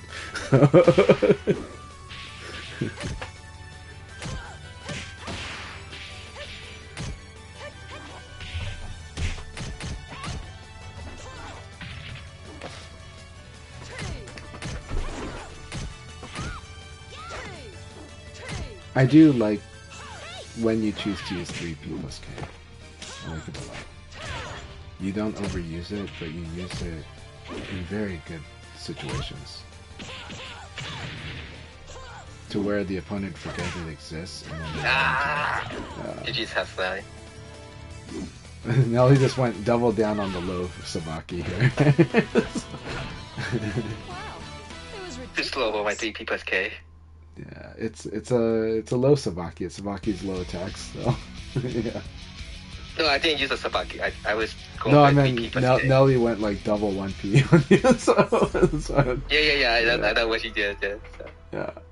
So that's what I meant. Like Nelly's just like, you're going for low. So.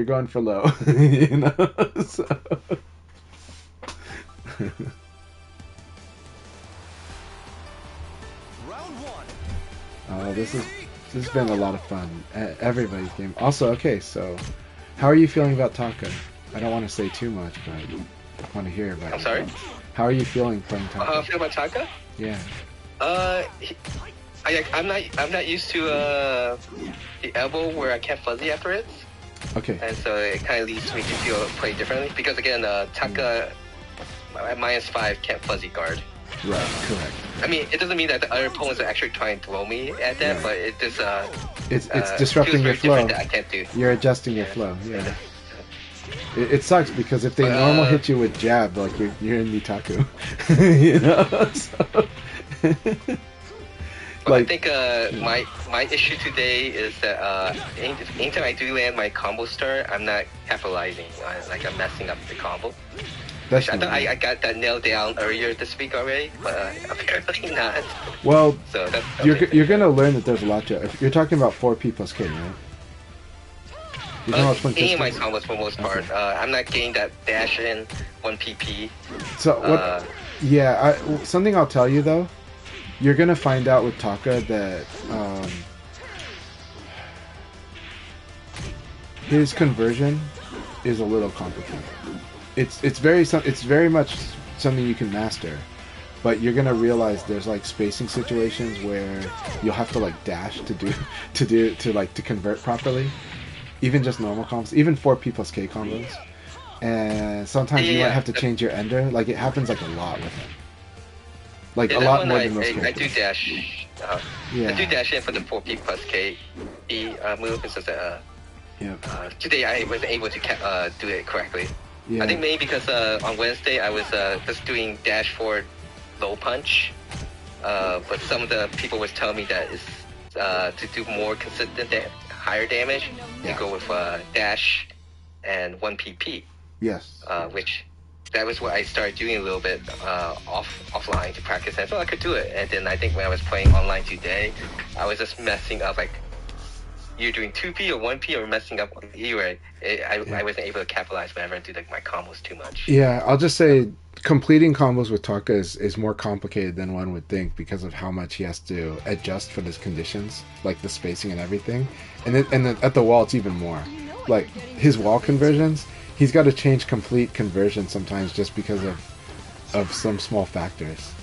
And so it's more complicated there. There's also, what sucks is when, for Taka, the hard part also, some characters just have a really scary game against him. Like John is just stupidly good against Taka, right? And it's because John just has to stick out 4K, and as long as that thing normal hits, Taka's going to eat a lot of damage and get moved across the ring, you know? And Jackie has some similar type of stuff against him. But on the flip side, some cool stuff you can learn from Taka is, you know, like, if you fight someone like me who's evade happy, actually it's complicated to, even for Leon, to have the situation to like evade check against Taka, because Taka has a lot of these like string components and attacks that have enough damage that they'll just win because of the duel, because like we're gonna hit each other at the same time, you know, and so I like the joke that some people made that Taka has got like that he's got a 11.5 frame jab. Do you know why they say that? Round 3. Ready? No, it's not. Okay, so Leon, Kage, Pai, and Eileen have like 11 frame jabs, right? But the damage on those jabs are 9 damage. The standard jab is 10 damage but 12 frames, right? And Wolf and Jeffrey, but Wolf and Jeffrey have they have 12 frame jab, but they do 11 damage. But Taka does 12 damage. So his jab just wins. Like if people jab versus jab, Taka wins if they hit this at the same time. So you know, like regardless of what is that. So that's why they call it an 11.5 frame jab. That makes sense then. Okay. And Taka has a lot of this aspect when you go into a lot of things like this, when you start realizing that he can spam certain strings and just win certain neutral situations with that. Now, I'm not saying to spam. I'm just saying that eventually you might start seeing it happen more the more you play Taka. Like you might go, oh, I just out hit them, in the middle of nowhere because I was doing this thing I was doing, and then you start realizing that like this is a scary thing about Taka when he does stuff like, you know, like strings that like go like boom, boom, boom, boom, boom, boom, boom, you know. And so there's that. Other things to Taka is so much fun. I'm gonna take a break though because I'm having. Oh, if I take a break, you're playing. But I'm having too much fun talking about Taka. I've had so much fun because Panda picked up Taka a year ago now, and I've been playing against Taka for like a year, and it's been so much fun exploring the matchup with it and learning what different characters do against Taka, and that matchup is not as scary anymore, but it is very volatile, but it's really cool. But it's a real balancing it's a real balancing challenge because of the ultra heavyweight aspect of Taka. Because of the whole, okay, like he doesn't get knocked down for this, but we're gonna make up for it, and then sometimes maybe they over made up for it. And so sometimes it's worse for Taka because of that. But I think you were using 6XP, and that's a really good move. Really good move against Leon anyways. It'll win a lot of neutral situations. So.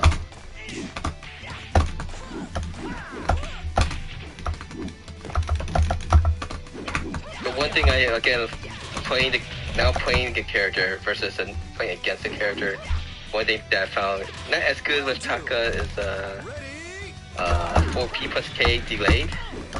It doesn't work very well on when the person evades the first attack. Yeah. I think it's too slow the second one, so it gets beat out now a lot. Yeah. So 4P plus K is a really good move, though. So one thing for sure is that it's actually an extremely good move, but it's a very nuanced move, more than people think. It's very nuanced, but it does lose to evade to the front right away. If people, well, I don't know about other characters, but if at least with an 11 frame jab, like Leon can do, as long as Leon like evades that first punch to the front, like he can do PKP right away. And that said, that delay punch is so good, and also delay 4P plus K is really good, but it is something to master. There is a lot of situations where it wins so much, and so it is a really good move. But as this whole year of fighting that matchup, I've had to learn how to scare Taka from using that move, right? And so, you know, just last week during the Portland Retro Game Expo, Panda was like saying that that he is scared to use 4P plus K against me, right?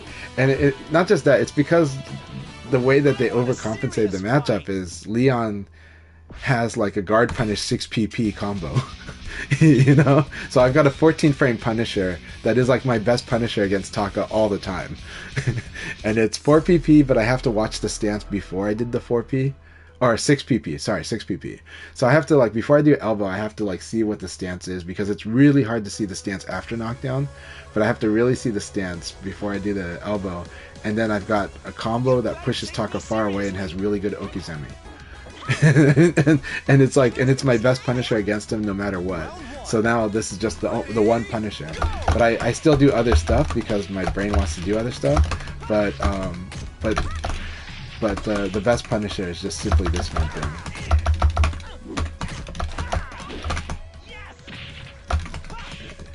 I'm gonna make you have to check your 1KK.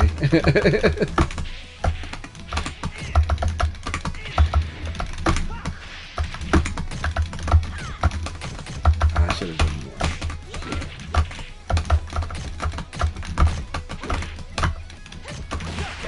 So much fun. But yeah, but you'll get a feel for it because the delay 4P plus K is still so good. 4P plus K mind games still really good, but there is an answer to them, right? So the stupid answer to 4P plus K is if you block the first, if the opponent blocks Taka's twin piston, the first one, they should do, if they can, and this is really hard to do, they should do ECD to his front and ECD guard. And because of this, like, he can't, like, the throw will whiff. Like, even delay throw will whiff. Like, even the throw will whiff here. And it's a good tech against him, but it's really hard to do this. Like, I have a hard time doing it too. So sometimes I just play a simpler mind game, and sometimes I'm just trying to evade that 4P plus K itself. And sometimes I'm just blocking, right? So then that forces the Taka to have to do the throw mix-up, and be like, you gotta do the throw mix-up if you want to get it, and I'll just block. And I'll try to trust myself to escape your throw.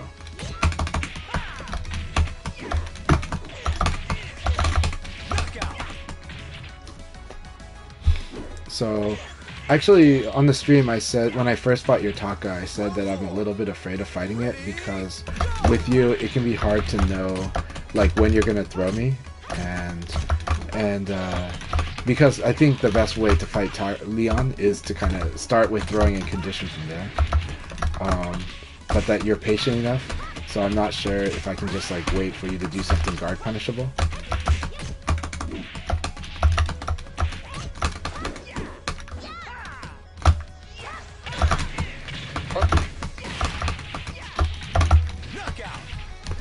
Very fun games. So, so right now as I'm chatting, I'm having fun working on that gear that is trying to make decisions about strings, but almost on a subconscious level. But I'm thinking about them as I'm talking to you. But and that's what's been so much fun in fighting Nelly today, is how many times like I'm trying to challenge each little string segment, you know. And so I apologize. I can't focus at you talking. No problem. So I'm trying to focus and stuff. Yeah. You can continue talking. There's no issue there. Because I'm talking to the stream, pretending. Yeah, I'm pretending to talk to you. I'm not actually sure if I'm actually listening to it because I'm trying to focus on the game. So apologies if No, don't apologize. This was like, I used to be bad at this, and so like I said, this is a skill that I built from, well, for two reasons, right? There's two reasons I built this skill. One was because in tournaments I got distracted easily, just by people talking, and you remember Shiny Brentford? Shiny Brentford is freaking loud. And so, like, at Sega Cup, it would just drive me insane listening to him talk from halfway across the room because he would just joke so much. And I'm trying to, like, focus on my match, right? I was fighting, like, Ellie Akira. And I did lose this match, and it's not the reason I lost, but it was just more like, man, I can't stop listening to Shiny Brentford talk, you know? So it drove me nuts. But I'd always had this issue. So then I was like, well, I want to get better at...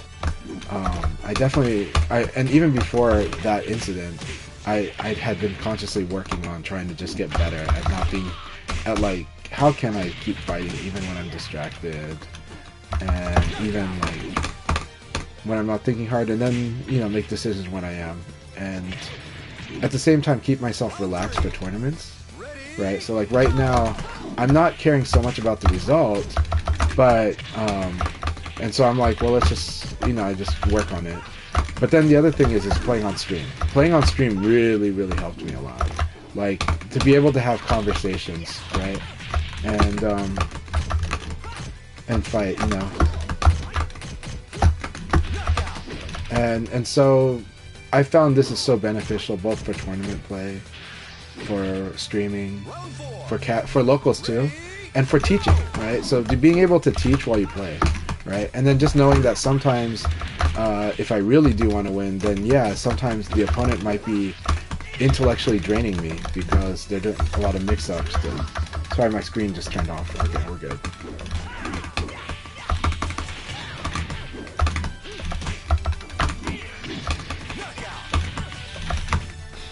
So during this post-league battle, I've been working on this. I'm like, well, this is a good time to work on the gears that are like not having to think super hard, but are making really key decisions, and like, but like also just it's part of your training. Like you know that like, okay, I think I know what's going on here, right? But I also know that when I play this gear, it is harder for some players to read me. Some players that depend on reading have a harder time reading me when I'm playing on this weird autopilot. It's not autopilot, but it's like a managed autopilot, But it's also like, I know very well what I'm doing, but the muscle memory's already there. So. What a knucklehead! And it feels so fun when you play VF like this. So, but it feels super rewarding when you play VF on the, like, we're both burning our brains out trying to figure out how to crack each other. And you can see both, like, those matches are like the best, but they're so exhausting. Like 10 games and like you need to go to sleep. I won't lose. Just focus on your enemy. Round one. All right, now here we go. Ready, go!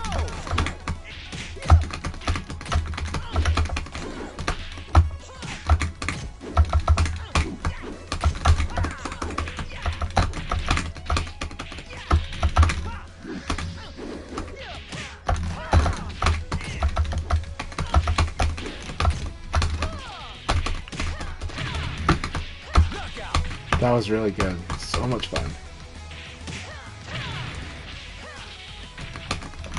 Round two. Ready, go!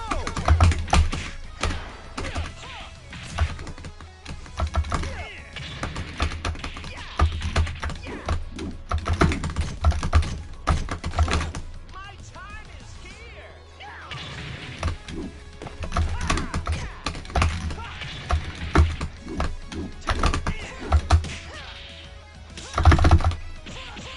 I always like to switch into fourth right here.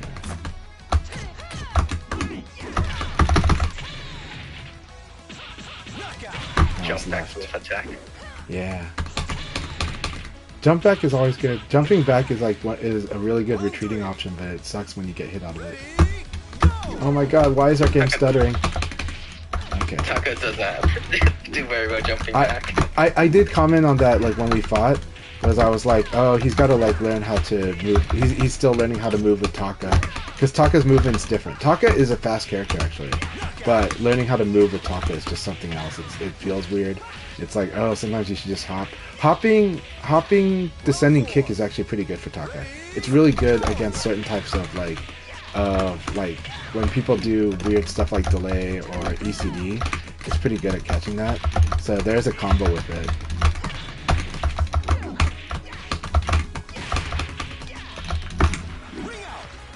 Taka's cancels movement and stuff is a little bit slower than everyone.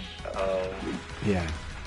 But Taka ace jumping wise, he doesn't stay in the air as long as the other characters, which makes sense. That's his heavyweight. Remember, yeah. If people are always wondering about the weird jumps in VF, it's like, just remember that VF is based on cinematic martial arts. So, you know, think about the jumps in... VF1 is like, you know... Just remember, like... Back in the day. VF1 is like wuxia films, right? VF2 is like... Fist... It's like... the big boss, like the end of the big boss and the end of Enter the Dragon, you know? So... I think the thing I had with when they were selling Virtuefire like a simulator and everything, and then I was like thinking those jumps in the air look so not realistic. Doesn't look like it's like 30-foot jumps. 30-foot, yeah. It's like, no, this is just based on cinematic martial arts, you know. So, you know, except that when you talk to some people that grew up in like Hong Kong, they might be like, no, a long time ago people did jump 30 feet in the air, and it's weird when you talk to people that believe that. So, you know, but that's not jumping in the air, no, that's flying. Yeah, right. You know, you watch enough of those Asian Hong Kong Chinese films. There's a certain wuxia. Right. It's where basically people fly. I'm like, you read too many wuxia novels in the 1800s, you know? And so it's like, but like, but then, you know, by Virtua Fighter 3, it's more like Jet Li, you know? So the hops are a bit more like Jet Li. So when I was growing up and when people were making some type of fisty humor, you know, like there was a film back in the day where it's like white men can't jump. Yeah. Basketball. Asian men can fly. Chinese people can fly. That's what I usually say. Yeah. Smoke with the classmates and stuff.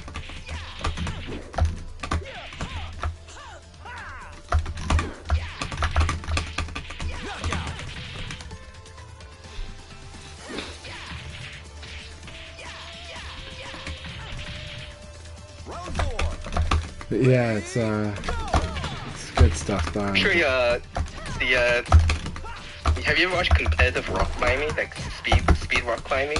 Oh my gosh! Well, right now I'm thinking about the Olympics this year with that lady that like freaking went up the wall like crazy. That kind of reminds me somewhat of those like some of those martial arts film, like people had those special, you know, I'm not sure what's the actual little translation of it, but a certain skill in which there's speedy skill, which could lead to being able to fly. But I've seen those wall climbers like going so fast that remind me of those. It's I can't remember what the actual what the literal translation would be for this.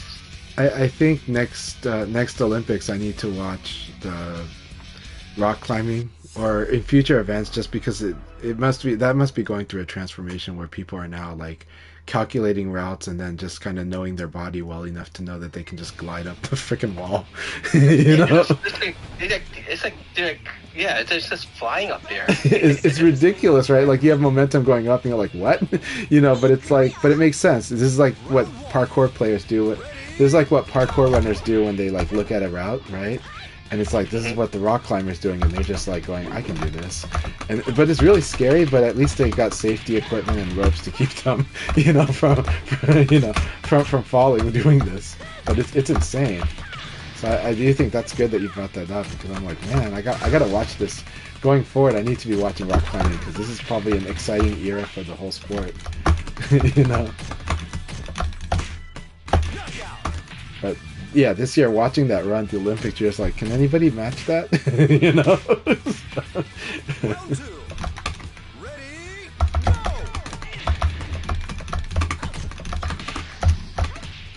I do love kicking guard. Kicking guard is such a good move. I've been using it more and more with Lao. Oh, that was good too. I'm getting whoosh up right now. So,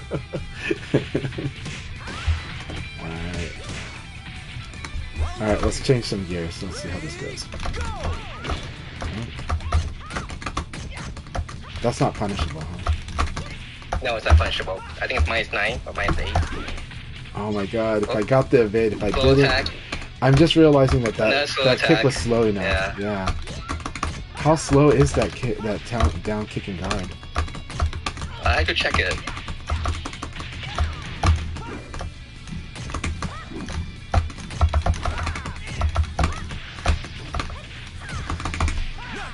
Alright. It's too bad I didn't punish your three P plus K. I do try to point out to people that 3P plus K has 2 weaknesses. If it's red. And that is basically evade punish and backdash punish. But backdash punish is really hard actually.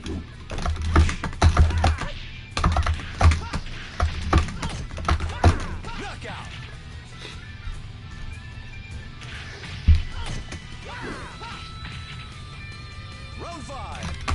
Ready, go!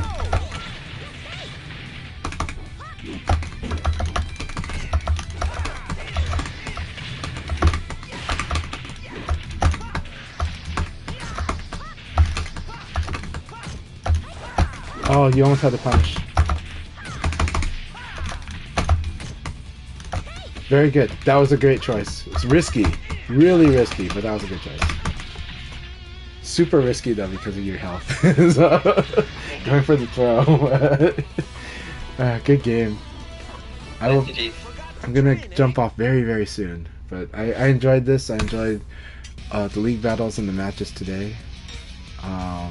Actually, I'm gonna call it right now because I do need to get my son ready. So. Okay, thanks for playing. Yeah. And the down A push G move of high is 24 frames. Yeah, that's why. But with 3 active frames. So yeah. if, the 3 active frames, so that means 26 frames. Okay. So 26 frames, what does that mean? It means like if I evade on the first frame, there's like a 3 frame window where if I hit a button, I'm gonna get hit.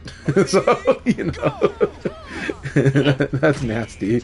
That's good. That's good. So, that's yeah, totally. so those who evade moves, slow moves that is takes more than 23 frames or their active frames still lasts more than 23 frames. Those are the ones that you had to could have a potential to Hit the button. Yeah.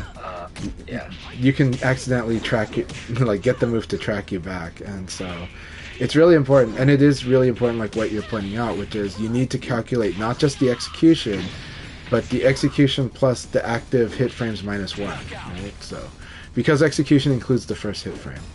So, I do like that in VF we do include the first hit frame on execution. That is, I think it's awkward for people coming from Tekken, but it answers a lot of questions directly from looking at the data without... I thought Tekken frame data actually lists the... Tekken frame data, I think, typically just does initial frames, which are the frames that are not hitting, and then the hit frames. From my understanding, the iframes do not include any of the hit frames. And so because of that, like... so you kind of, like, when you read the data, you kind of look at it slightly different, but it's basically that, yeah. But when you're looking at VF's frame data... the execution has the first hit frame baked in. So, but then you need to look at the active hit frames. But then you have to subtract, or like you have to know that includes that there's an overlap if you're looking at both data of one frame. So, yeah. But really, really important when you're studying like evade punishability and how to punish somebody that's evading, or how to trap somebody into possibly. Making it more likely that they're gonna hit a button and get tracked, right? And that was perfect. Like that was the first time I'd seen that low attack used that way.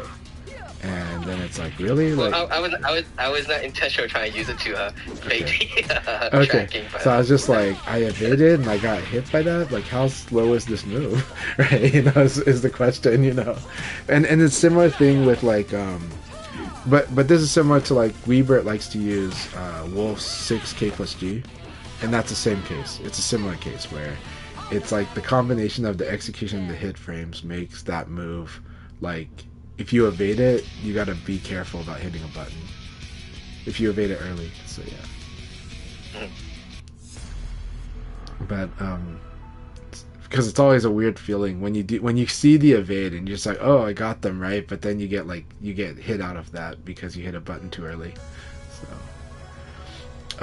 but I like the evade rules in VF. I really do. I like the tracking rules too. I know they're not as intuitive, but I think they make a richer combat experience in this game. And that's also why I can see myself playing this game like for the rest of my life, because of how interesting the fights get. Whether it's style versus style or it's detail versus detail. Nelly and I are doing a lot of detail versus detail, and it's so much fun for me. But also, when it's style versus style, it's a lot of fun, too. Round 2. Ready, go!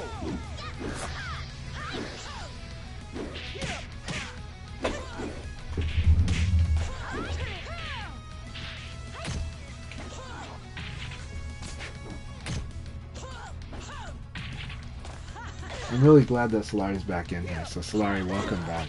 I am going to head out now. Everyone have a great one. Akai, thank you so much. I'm having a wonderful Sunday. Yep. All thanks to you. So, until next time, Chan. Until next time.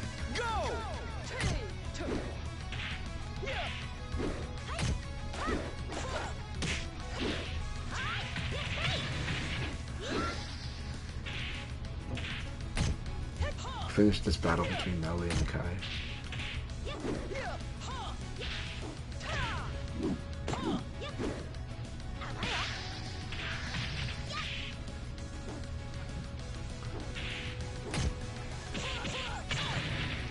Knockout!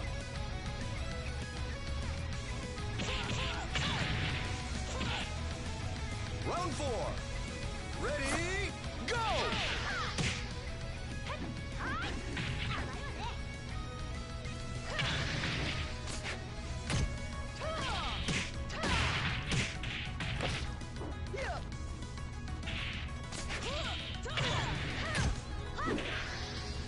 Knockout!